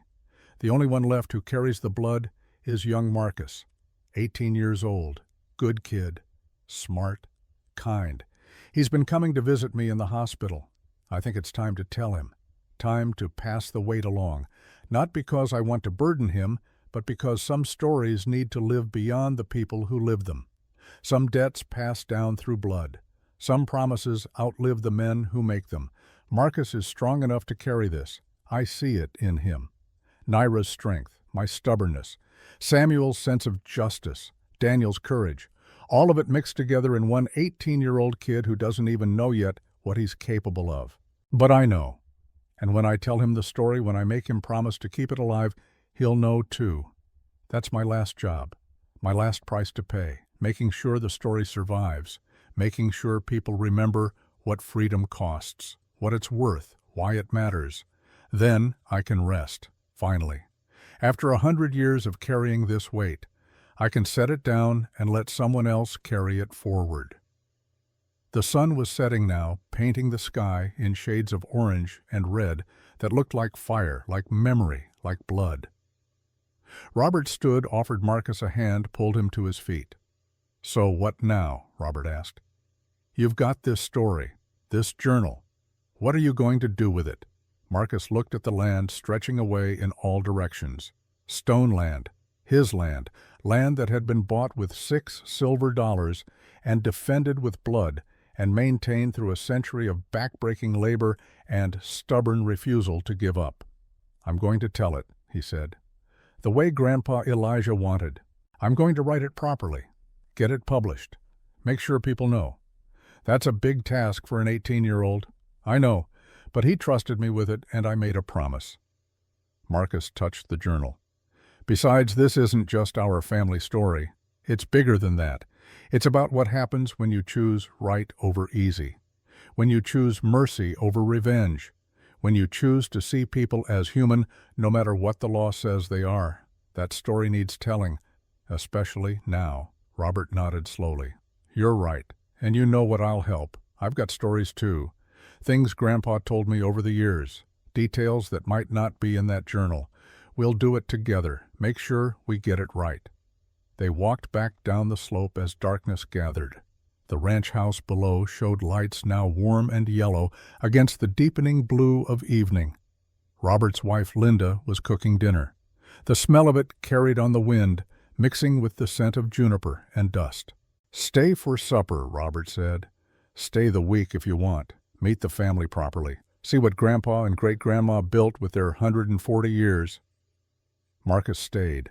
He met Robert's wife Linda, who hugged him fiercely and said things about family and legacy that made him feel like he belonged. Met their 3 children, his second cousins, young adults now with jobs and mortgages and complicated lives. They ate pot roast and potatoes and bread that Linda had baked that morning. They told stories about Elijah, about Naira, about Samuel and Daniel, and all the people who had carried the name Stone through 5 generations of American history. Robert's youngest daughter, Emma, was 26, teaching history at a high school in Phoenix. When she heard about the journal, her whole face lit up with the particular excitement of someone who loves stories and understands their power. "Can I read it?" she asked, trying to contain her enthusiasm and failing. "Please, I teach a unit on territorial Arizona. A first-hand account like this, especially one involving the treatment of Apache people and the Underground Railroad-type rescue, it's incredible. My students would learn so much." Marcus looked at the journal, felt protective of it. This was Elijah's voice, Elijah's pain, Elijah's truth. Not something to be passed around casually, but then he remembered. The whole point was to share it, to teach it, to make sure people knew. "You can read it," he said carefully, "but you have to treat it like the treasure it is, and if you use it for teaching, you tell the whole story, not just the parts that fit a narrative, the complicated parts too, the parts that make people uncomfortable." Emma nodded seriously. "I promise. I'll guard it with my life." She took the journal with the reverence it deserved, disappeared into a bedroom to start reading. The others continued talking, but Marcus found himself drifting, exhausted by emotion and the weight of the last few days. Later that night, he lay in the guest room of Robert's house, unable to sleep despite his exhaustion. Through the window, he could see stars, more stars than ever showed in Phoenix, billions of them scattered across black infinity. The same stars Elijah and Naira had seen, the same configurations, the same ancient light. He thought about the story, about what to do with it, how to honor it properly. Writing it would take time, years probably. He'd have to learn the craft, research the historical context, interview anyone still alive who had known Elijah, visit archives, dig through old newspapers, verify dates and details. It would consume him, change the entire trajectory of his life. He'd been planning to study engineering, had scholarships lined up, a future mapped out that was practical and stable and safe. But now there was this, a promise made to a dying man, a story that demanded telling, a debt that required payment. Could he walk away from his plans? Could he spend years, maybe the rest of his life, chasing the ghost of a great-great-grandfather he'd barely known? As he lay there wrestling with the decision, he felt something shift inside him, a settling, a certainty that rose from somewhere deeper than logic. This was what he was meant to do, not engineering, not the safe path, this, telling Elijah and Naira's story, making sure people understood what they had lived through, what they had built, what they had meant. The decision made, he felt lighter. He would do it, whatever it took, however long it required. He would learn to write properly, would dedicate himself to the craft, would treat this story with the respect and care it deserved. And maybe if he did it right, someone would read it and understand, would see themselves in Elijah's guilt or Naira's strength, would find courage to do the hard, right thing instead of the easy, wrong thing. That's what stories were for, not just entertainment, not just history, but transformation, inspiration. The passing down of wisdom earned through pain. He fell asleep with that thought and dreamed of fire and horses and a woman standing barefoot on an auction block waiting for someone to see her as human, dreamed of a man with a scar and $6 silver and a burden of guilt he would carry for 70 years.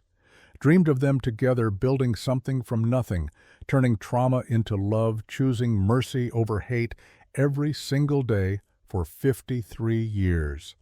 The next morning, Marcus woke early before the sun, dressed quietly and slipped out of the house while the family still slept. Walked up to the old foundation again, drawn by something he couldn't name. Stood there as the sun rose, painting the world in colors that defied description. Colors that existed for maybe 10 minutes at dawn and then disappeared into the harsh light of day.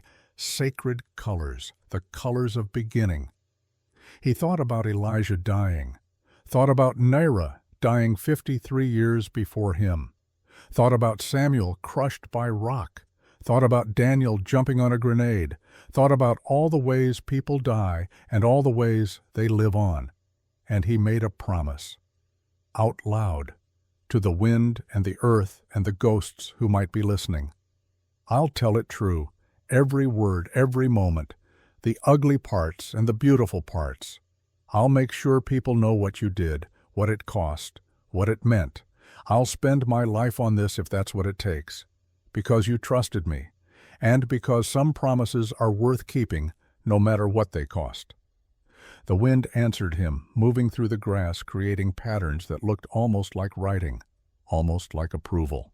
And Marcus knew deep in the place where certainty lives beyond doubt that he would keep this promise, would honor the trust Elijah had placed in him, would make sure that 100 years from now people would still know about the man who bought freedom with $6 silver and the woman who taught him what freedom really meant.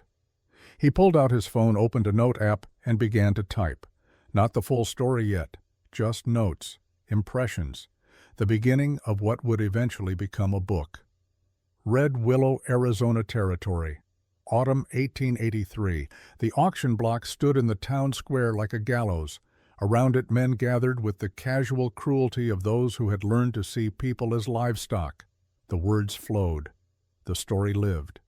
And somewhere in whatever place the dead go, when they've finally paid every debt and kept every promise, an old soldier and the woman he had loved for 70 years smiled and let go of the weight they'd been carrying. The story was being told. The promise was being kept. The torch was being passed. And in the end, that was all they had ever asked for, all anyone could ask for, to be remembered, to be understood, to have mattered. Elijah Stone and Naira had mattered. For 140 years they had mattered. And now, through Marcus, through the words he would spend his life crafting, they would continue to matter, would continue to teach, would continue to remind people what freedom costs and why it's worth every penny of that terrible price. The sun climbed higher, the day began, and Marcus Stone, 18 years old, standing on ground his ancestors had defended with blood and tears and stubborn refusal to give up, started the work that would define the rest of his life, the work of remembering, the work of honoring, the work of keeping promises to the dead by telling their truth to the living. It was holy work, hard work, the kind of work that breaks some people. But Marcus didn't break. He had Naira's strength in his blood, Elijah's stubbornness, Samuel's sense of justice, Daniel's courage. He had enough. He would be enough. The story would be told. And in the telling, perhaps others would find the courage to tell their own stories, to speak their own truths, to remember that freedom isn't free, but it's always, always worth the cost. 5 years passed like water through cupped hands, fast but measured, leaving marks. Marcus was 23 now, sitting in a small apartment in Tucson, with 3 years of college behind him and a manuscript spread across every available surface. Pages everywhere, notes pinned to walls, timeline charts covering the kitchenette, photographs, some original, most copies from archives, creating a visual map of lives lived long before he was born. His degree was in history now, not engineering. That decision made in a guest room 5 years ago had shaped everything that came after. His parents had been confused at first, then worried, then eventually accepting when they saw the fire in him, the sense of purpose that most 23-year-olds spent years searching for and never found. The manuscript was nearly finished. 400 pages, 80,000 words. The story of Elijah and Naira, researched and written and rewritten until every sentence felt true, every detail verified as much as the historical record allowed. He had spent those 5 years becoming the kind of writer the story deserved. Taking classes, reading everything. Learning from authors who understood that historical fiction required equal parts imagination and integrity. Writing draft after draft, each one getting closer to capturing the voices he heard in his head, the people he had come to know through journals and letters and family stories. The journal itself sat on his desk, protected now in an archival box that regulated humidity and blocked UV light. He had learned about preservation, about how paper yellows and ink fades and leather cracks, about how easily history disappears if you don't fight to keep it.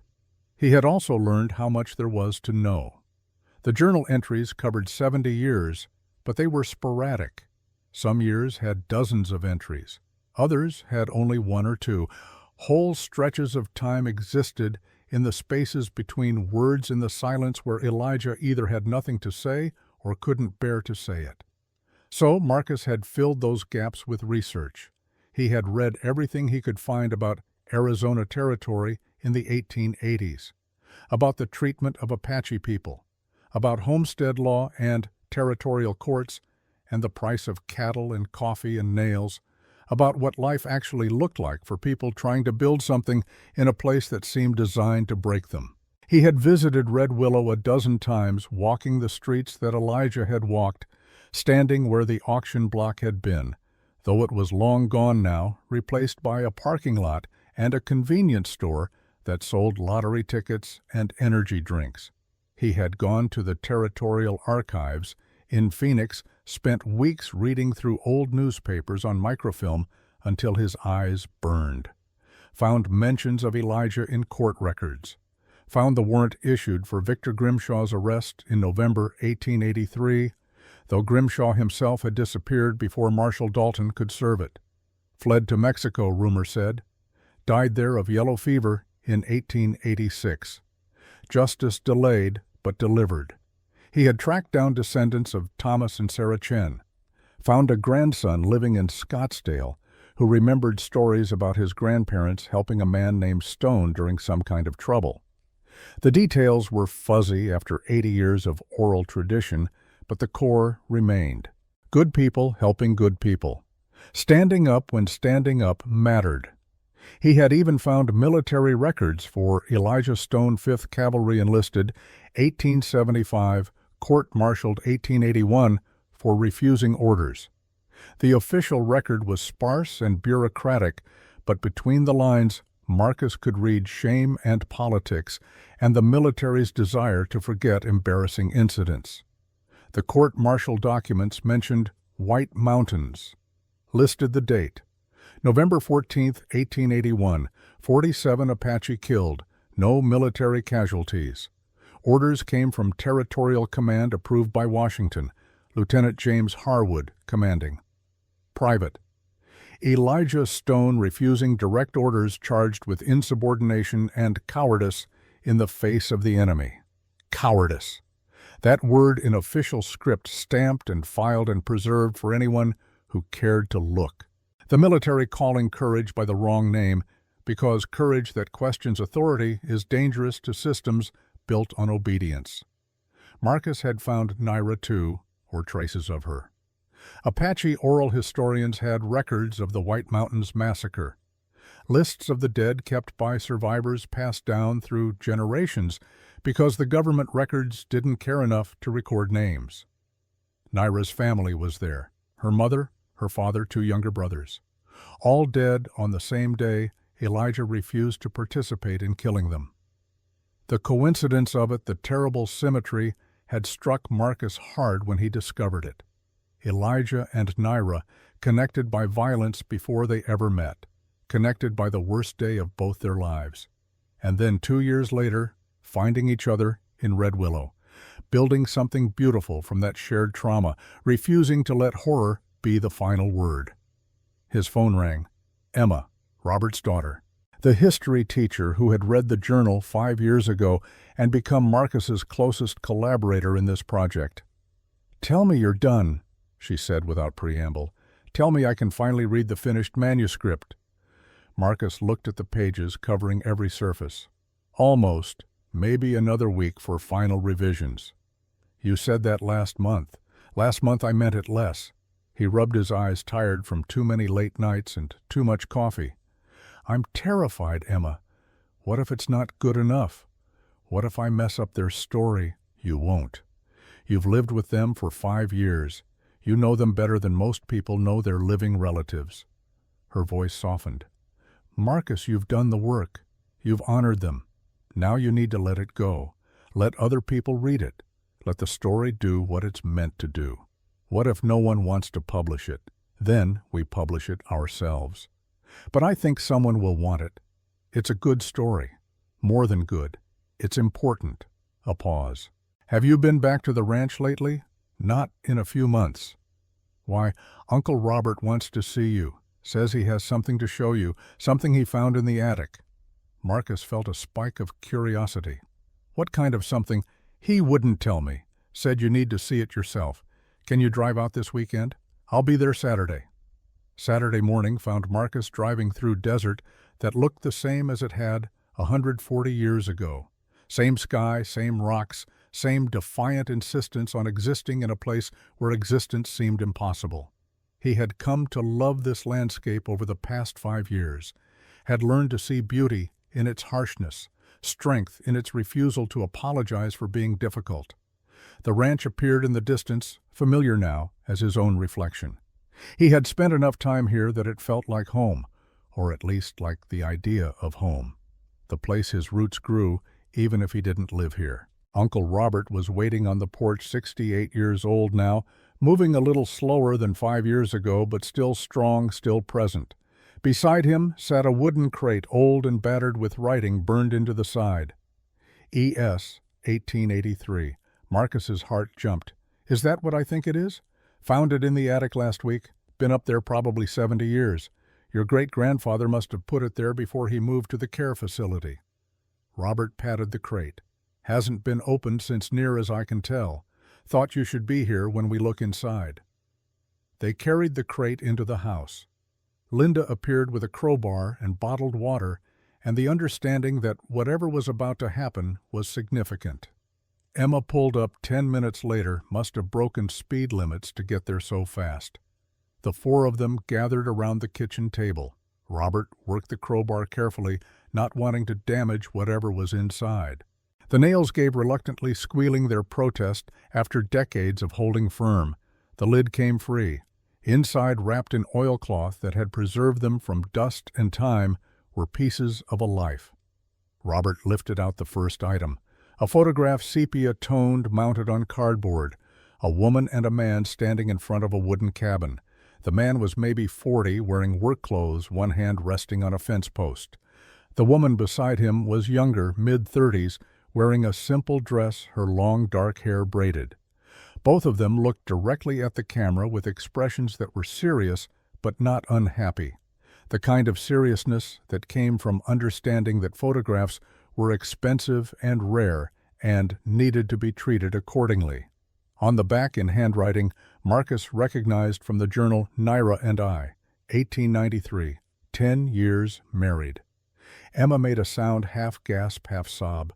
"That's them. That's actually them." Marcus took the photograph with trembling hands. After 5 years of imagining their faces, constructing them from descriptions and guesses, here they were. Real. Actual. Looking back at him across 130 years. Naira was beautiful.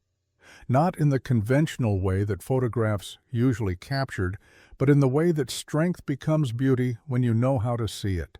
High cheekbones, dark eyes that seemed to look through the camera into some middle-distance mouth set in a line that suggested she smiled rarely, but meant it when she did. Elijah beside her looked exactly like Marcus had imagined. the scar visible even in the photograph running from jaw to collarbone, broad shoulders, work-worn hands, eyes that carried weight. But standing next to Naira, he looked lighter somehow. Like her presence reduced his burden just by existing. There were more photographs, Elijah and Naira, with a boy maybe 10 years old. Samuel, the resemblance to his mother unmistakable. Another of Samuel as a young man standing with a woman. His wife Marcus assumed, Sarah, who had died with him in the mine collapse. One of a teenager in a military uniform looking impossibly young and serious. Daniel, Marcus's grandfather, taken probably just before he shipped out to France, before Normandy, before the grenade. Robert lifted out letters tied with string, dozens of them.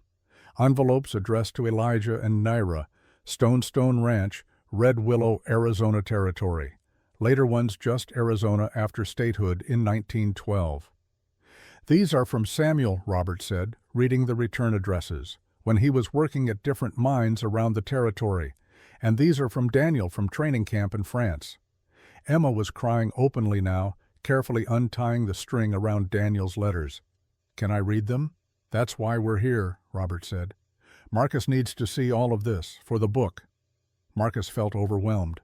5 years of research, of imagination, of trying to construct truth from fragments, and now here was more truth than he knew what to do with. Evidence, proof, voices from the past speaking directly to the present. He spent the rest of the day reading letters and studying photographs, learning things the journal had never mentioned. Small details that made everything more real. Samuel writing to his parents about his work, about how hard the mines were, but how the pay was good, how he was saving money to buy more land. Telling them about Sarah, the woman he'd met asking their blessing to marry her. Later letters full of mundane domestic details that became precious because they were all that remained. Complaints about weather, reports on the garden, news about neighbors. The last letter from Samuel was dated a week before he died, talking about Christmas plans, saying he'd be home soon, looking forward to seeing them. No premonition, no sense of ending. Just normal life right up until it stopped. Daniel's letters were harder to read. A 20-year-old trying to sound brave while describing things no 20-year-old should have to see. Beaches filled with bodies, friends dying, cold and fear, and the constant noise of artillery. One letter dated May 30th, 1944, a week before D-Day. Though Daniel couldn't say that, couldn't tell them what was coming, I think about the ranch a lot. About sitting on the porch watching the sun go down. About the smell of Grandma's bread baking. About Grandpa's stories, the way he'd sit quiet for long stretches and then say something so true you'd carry it with you forever. If I don't make it back, tell him I understood. Tell him I knew what he was teaching me all those years. About standing up, about doing right, even when it costs everything. About how freedom isn't free, but it's worth the price. Tell him I tried to live that way. Tell him I hope I made him proud. Marcus had to stop reading, had to walk outside and stand in the Arizona sun and breathe until the tightness in his chest eased. Robert followed him out, said nothing, just stood beside him in that companionable silence that ran in the family. "He never got that message," Marcus said finally. "Grandpa Elijah, Daniel was killed before this letter even arrived." "No," Robert said. "But he knew anyway. That's what makes it tragic and beautiful at the same time. He knew he'd taught Daniel something that mattered, knew Daniel would use it when the time came, and Daniel did. He jumped on that grenade, saved 5 men, lived what Grandpa Elijah had taught him about sacrifice." They stood there watching vultures circle, watching clouds build over distant mountains, watching the land do what it always did, persist, endure, outlast. "The book," Robert said.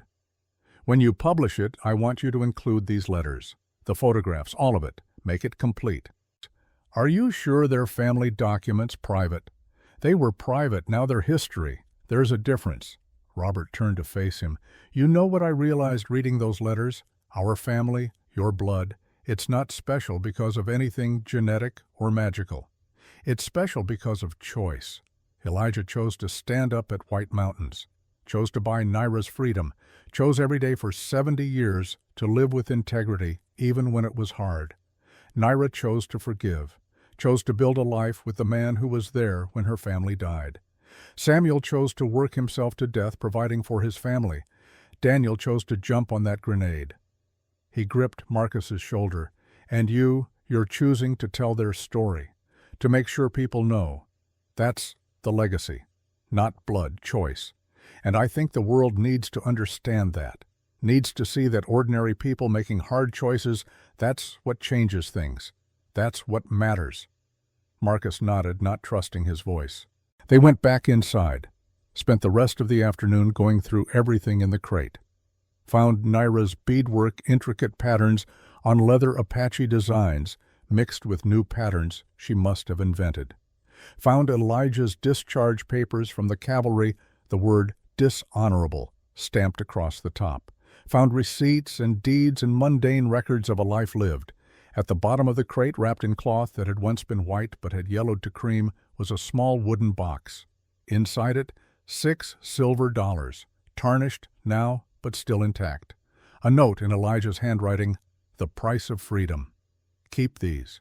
Remember what they bought. Remember what it cost. Remember it was worth it." Marcus held the coins, felt their weight. These exact coins had purchased Naira's freedom in 1883, had changed everything, had made Samuel possible, had made Daniel possible, had made Robert and Emma and Marcus himself possible. 6 silver dollars, 140 years ago. And here they still were, still teaching, still reminding. Emma took photographs of everything. Marcus took notes. Robert told stories his grandfather had told him, filling in gaps, adding context, making the past feel present. By the time Marcus drove back to Tucson that evening, the sun setting behind him, he felt different. Lighter, but also heavier. The weight of responsibility mixed with the lightness of having more truth to work with. He spent the next week incorporating everything he'd learned, adding details from the letters, refining dialogue, making sure every word honored the people who had lived this story. And then, on a Thursday afternoon in late November, 5 years almost to the day since Elijah had died, Marcus typed the final sentence. And in the end, that was all they had ever asked for, all anyone could ask for, to be remembered, to be understood, to have mattered. He sat back, stared at the screen. 412 pages, 82,000 words.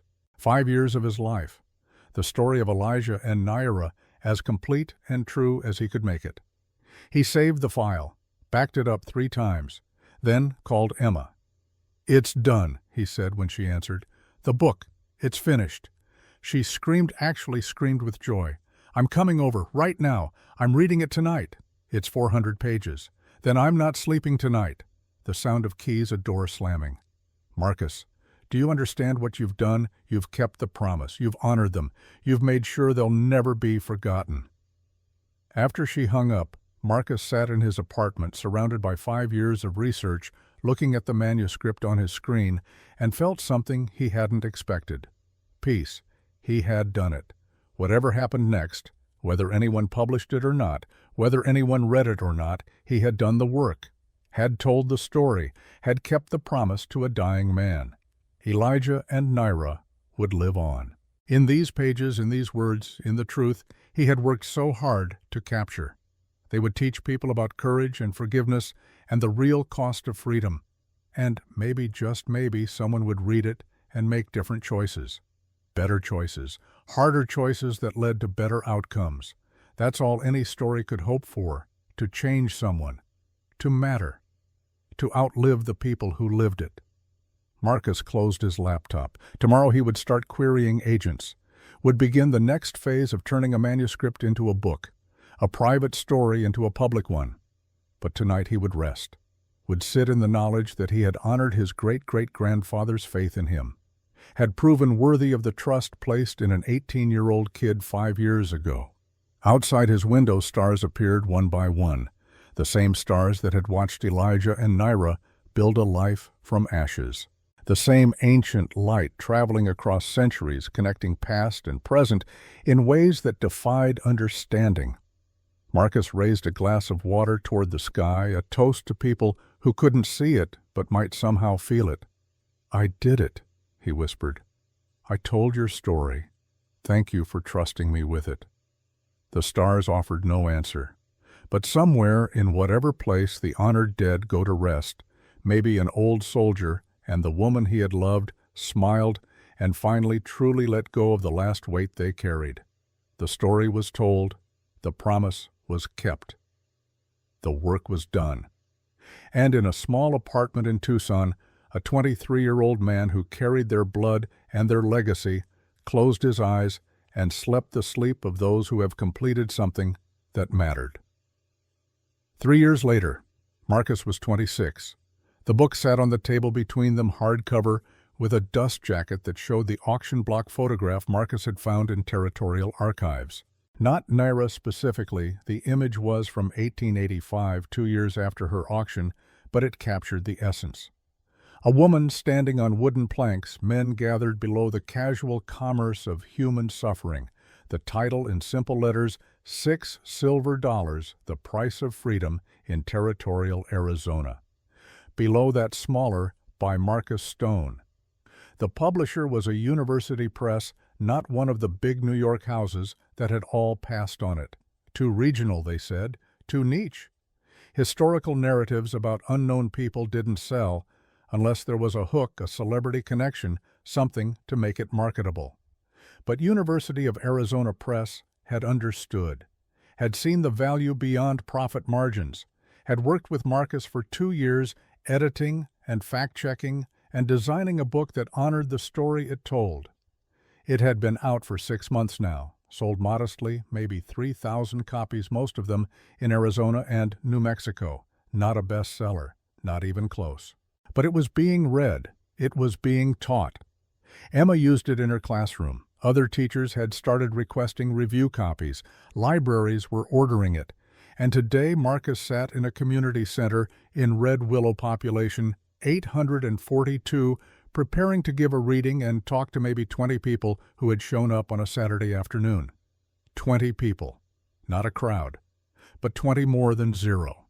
Uncle Robert sat in the front row with Linda. Emma beside them with her laptop ready to record. A few elderly residents of Red Willow who remembered when there were still people alive who had known Elijah Stone personally. A couple of professors from the university. Some students fulfilling extra credit assignments. And in the back row, barely visible, an older woman Marcus didn't recognize. Native features. Apache, he thought, though he had learned not to assume. She sat very still, hands folded in her lap, watching him with an intensity that was unnerving. The community center director, a cheerful woman named Patricia, introduced Marcus with genuine enthusiasm, talking about local history and the importance of preserving stories. Then it was his turn. He stood behind the podium, opened the book to a passage he had marked, and began to read. The auction scene. Naira on the platform. Elijah stepping forward with $6 silver. The moment everything changed. His voice was steady, practiced from a dozen smaller readings at bookstores and libraries. But this was different. This was Red Willow. This was the place it had actually happened. Some of these people might be standing in buildings built on the same ground where the auction block had stood. When he finished reading, he looked up. The audience was quiet. The kind of quiet that meant something had landed, had connected. He talked for 20 minutes about the research process, about finding Elijah's journal, about the letters and photographs, about the responsibility of telling someone else's story, especially when that story involved trauma and injustice and events most people wanted to forget. History isn't just dates and battles, he said. It's people, individual human beings making choices in impossible circumstances. Elijah Stone wasn't a hero in the traditional sense. He was a man carrying guilt who saw one chance to do something right and took it. Naira wasn't a victim to be saved. She was a survivor who chose to build a life with the man who bought her freedom, even knowing he'd been present when her family was killed. He paused, looked at the faces watching him. That complexity, that messiness that's real. That's human. And I think we need stories like this now more than ever. Stories that show us people aren't simple. Situations aren't simple. But decency is still possible. Mercy is still possible. Justice, even delayed, is still possible. Question and answer followed. Someone asked about historical accuracy, about how much was documented versus imagined. Someone asked about Apache culture and whether he'd consulted with tribal historians. He had extensively, and thanked them by name in the acknowledgments. Someone asked the question he'd been dreading. As a white man writing about a Native woman's trauma, how did you navigate that ethical minefield? He had thought about this a lot, had struggled with it. I don't know if I did it perfectly, he said honestly. I tried to center Naira's humanity, her agency, her choices. I tried to avoid the white savior narrative by showing that Elijah's choice to buy her freedom was about his guilt, his need for redemption, not about him being noble. And I tried to show that Naira saved him as much as he saved her, maybe more. He paused. But I'm sure I made mistakes. I'm sure there are things I didn't see or understand fully. All I can say is I tried. I consulted with Apache historians and cultural advisors. I listened when they told me I was getting something wrong, and I hope the final result honors Naira's memory more than it exploits it. The questioner nodded, seemed satisfied, or at least willing to reserve judgment. After the formal program ended, people came up one by one, wanted books signed, wanted to share their own family stories of the territorial period, wanted to tell Marcus they'd learned something, been moved by something, would recommend the book to friends. He signed and listened and thanked them, genuinely grateful that the story was reaching people, was doing what stories were supposed to do. When the crowd thinned, the woman from the back row approached. Up close, Marcus could see she was probably 70, maybe older, silver hair in a long braid, weathered face that suggested a life spent outdoors, eyes that looked familiar in a way he couldn't place. "Mr. Stone," she said. Her voice was soft but carried weight. "I'm Mary Doji. I think we might be related." Marcus felt his heart jump. "Related how?" "Your great-great-grandmother Naira. She was my great-great-aunt. My grandmother was Naira's cousin, one of the few who survived White Mountains." Mary reached into her bag, pulled out a photograph. "This is my grandmother, taken in 1930. She's wearing a necklace that belonged to Naira. Naira gave it to her in 1915, said she wanted family to have something that connected back."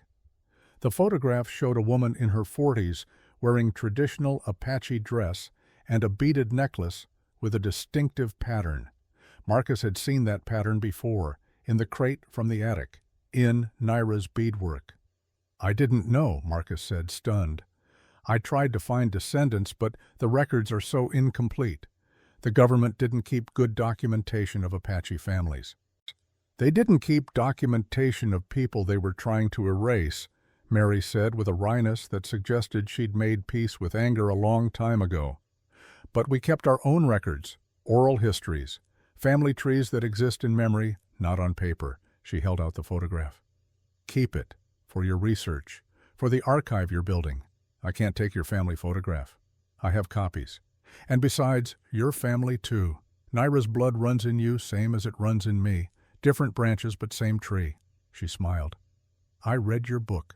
Took me 3 days. I cried through most of it. I'm sorry if it was painful. Pain and healing aren't opposites." Mary touched his arm. "You told her story with respect. You didn't make her weak. You didn't make her just a victim. You showed her strength, her choice, her life beyond trauma. That's a gift.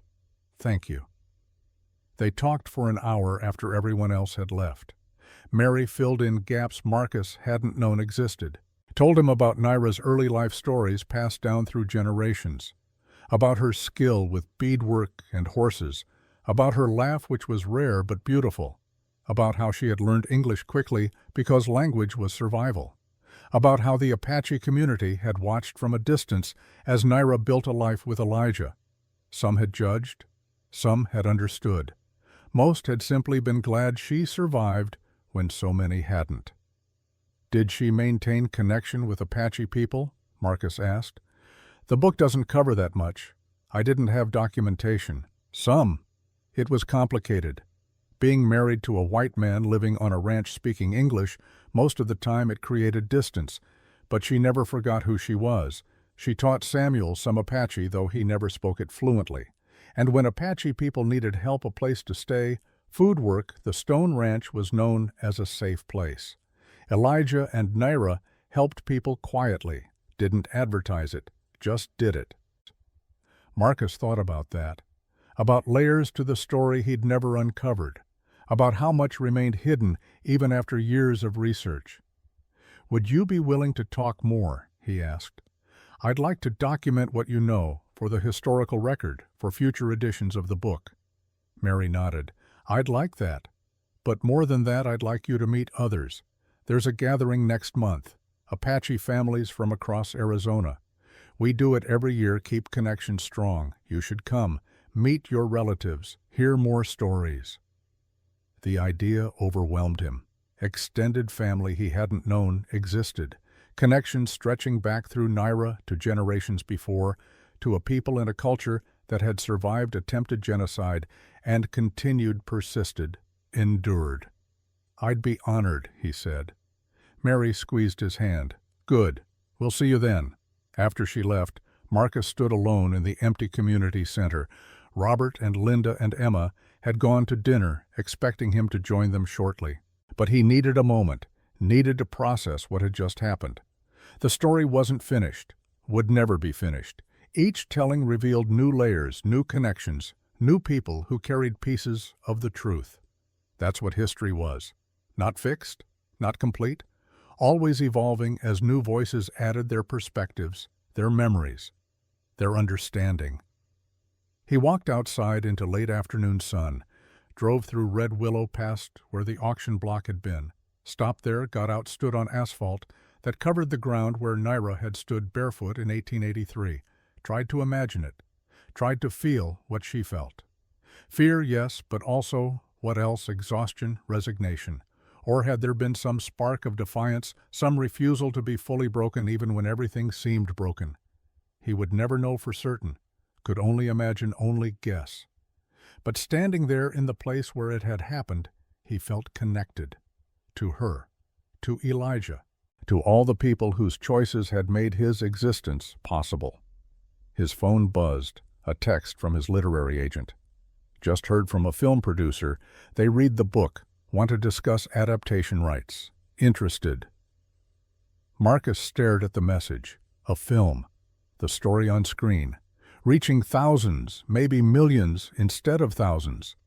Part of him thrilled at the possibility. Another part felt protective, worried. Would they simplify it? Would they make it a romance instead of a story about trauma and choice? Would they erase the complexity that made it true? He typed back, maybe, let's talk about it. Then he got back in his car and drove to the ranch. Not to dinner with family, not yet. To the foundation, to the place where the original cabin had stood before it burned, climbed the slope as the sun descended toward the horizon, stood on those stones that had been placed by Elijah's hands 141 years ago, stones that had survived fire and time and everything else. Pulled out his phone, called Emma. Where are you? She asked. We're at the restaurant. At the ranch, at the foundation. I need to tell you something. What's wrong? Nothing's wrong. Everything's right. I met someone today, Mary Doji. She's Naira's family, our family. Apache descendants. She invited me to a gathering next month. Silence. Then Emma's voice, thick with emotion. That's incredible. There's more. A film producer wants to adapt the book. Marcus, that's amazing. Maybe. I don't know. I need to think about it. Need to make sure if it happens right. He looked at the horizon at colors that reminded him of fire and blood and hope. But standing here right now, I feel like I've completed something. Like Grandpa Elijah's promise is kept. The story is out there. People are reading it. People are learning from it. And now there's family, real family, who want to connect. "Come to dinner," Emma said gently.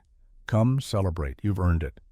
He went, sat with Robert and Linda and Emma in a diner that served mediocre food with generous portions, told them about Mary, about the gathering, about the film producer. Robert raised his beer. "To Elijah and Naira, and to Marcus for making sure we remember them." They drank to that, to memory, to legacy, to stories that refused to die. Later, much later, Marcus lay in the guest room of Robert's house looking at stars through the window, thought about the path that had brought him here, from an 18-year-old in a hospital room to a 26-year-old author with a published book and family he hadn't known existed. Thought about Elijah at 18 enlisting in the cavalry, thinking he was serving something noble. At 30, standing at an auction with $6 silver and a burden of guilt. At 100, dying in a hospital after a century of trying to make one good choice balance against one terrible moment of inaction. Thought about Naira at 18, living in a village that would be destroyed. At 24, standing on an auction block. At 81, dying of tuberculosis, but having lived free for 57 years. Thought about all the space between those moments, all the days of ordinary living, all the small choices that added up to a life. That's what he wanted people to understand from the book, not just the dramatic moments, but the accumulation of days, the decision to get up every morning and keep going, to plant crops and mend fences and raise children and love someone despite everything that made love seem impossible. That was the real courage, not the one night of fire, but the 53 years after, the choosing each other every day, the building something beautiful from something broken. His phone lit up with an email from a high school teacher in Ohio who had assigned the book to her students. She attached a photo. 30 teenagers holding copies, diverse faces, different backgrounds, united by this story about people they'd never heard of who lived 140 years ago in a place most of them would never visit. The teacher wrote, "One of my students, a young Apache girl, came to me after finishing the book. She said it was the first time she'd read a story in school that showed her ancestors as real people, not stereotypes or victims. She said it made her proud. Thank you for that." Marcus read it twice, felt tears he didn't try to stop. This was why. This was the point. Not sales numbers or reviews or film deals. One girl seeing herself in history, seeing her ancestors honored, feeling proud. He forwarded the email to Robert, to Emma, to Mary Duchy, whose number he'd gotten before she left. Mary responded immediately, "This is how healing happens, one story at a time, one person at a time. You're doing good work, nephew." Nephew. The word hit him hard. He had a family. Not just Robert and Emma, but a whole network of relatives connected through Naira, through her survival, through her choice to live and love and build despite everything. He fell asleep thinking about the gathering next month, about meeting people who carried the same blood, the same history, the same responsibility to remember, and he dreamed, as he often did now, of a cabin that no longer existed, of two people sitting on a porch watching the sun set, of conversations without words, of love that looked like work, and work that looked like love, and the quiet satisfaction of having survived another day together. In the dream, Elijah turned to him and smiled. Rare expression, valuable because it was rare. "You did good, boy, told it true. That's all I asked." Naira beside him, her hand in his, nodded once. "Story lives. We live. Thank you." Then they turned back to the sunset, and Marcus woke to Arizona dawn, to light that looked exactly like the light that had illuminated them, to a day that stretched ahead, full of possibility. The story was told. But stories never really end. They ripple outward, touching people in ways the teller can never fully know or predict. Somewhere in Ohio, a girl was reading about Naira and seeing herself differently. Somewhere in Red Willow, an old woman named Mary was smiling, knowing her aunt's memory was honored. Somewhere in France, in a military cemetery, a grave marker stood for Daniel Stone. And maybe in whatever way the dead know things, he understood that his sacrifice had been remembered, had mattered, had meant something beyond the moment. Somewhere in a cemetery outside Red Willow, two graves side by side held the remains of Elijah and Nyra Stone. Together again after 14 years apart. Together forever in memory and stone and story. And in a guest room in a ranch house built on land, they had defended Marcus Stone, 26 years old, keeper of promises, teller of truths, carrier of legacy, woke to another day of living the story that had been passed down to him. Not finished, never finished, but continued, honored, kept alive through the most powerful magic humans have ever discovered, the magic of telling, of listening, of remembering, the magic of refusing to let the dead be forgotten or the lessons they taught be wasted, the magic of $6 silver that bought freedom and started a story that was still being told 141 years later, and would be told if Marcus and people like him had anything to say about it for 141 more. Because some stories demand to be eternal, some voices refuse to be silenced, some loves transcend death and time and everything else that tries to erase them. This was one of those stories. And Marcus Stone, great-great-grandson of Elijah and Nyra, was making sure it would never die, not while he lived, not while anyone who heard it lived, not ever. That was the promise, that was the price, that was the point. And standing at his window watching the sun rise over Stoneland, Marcus understood completely why Elijah had spent 100 years paying it.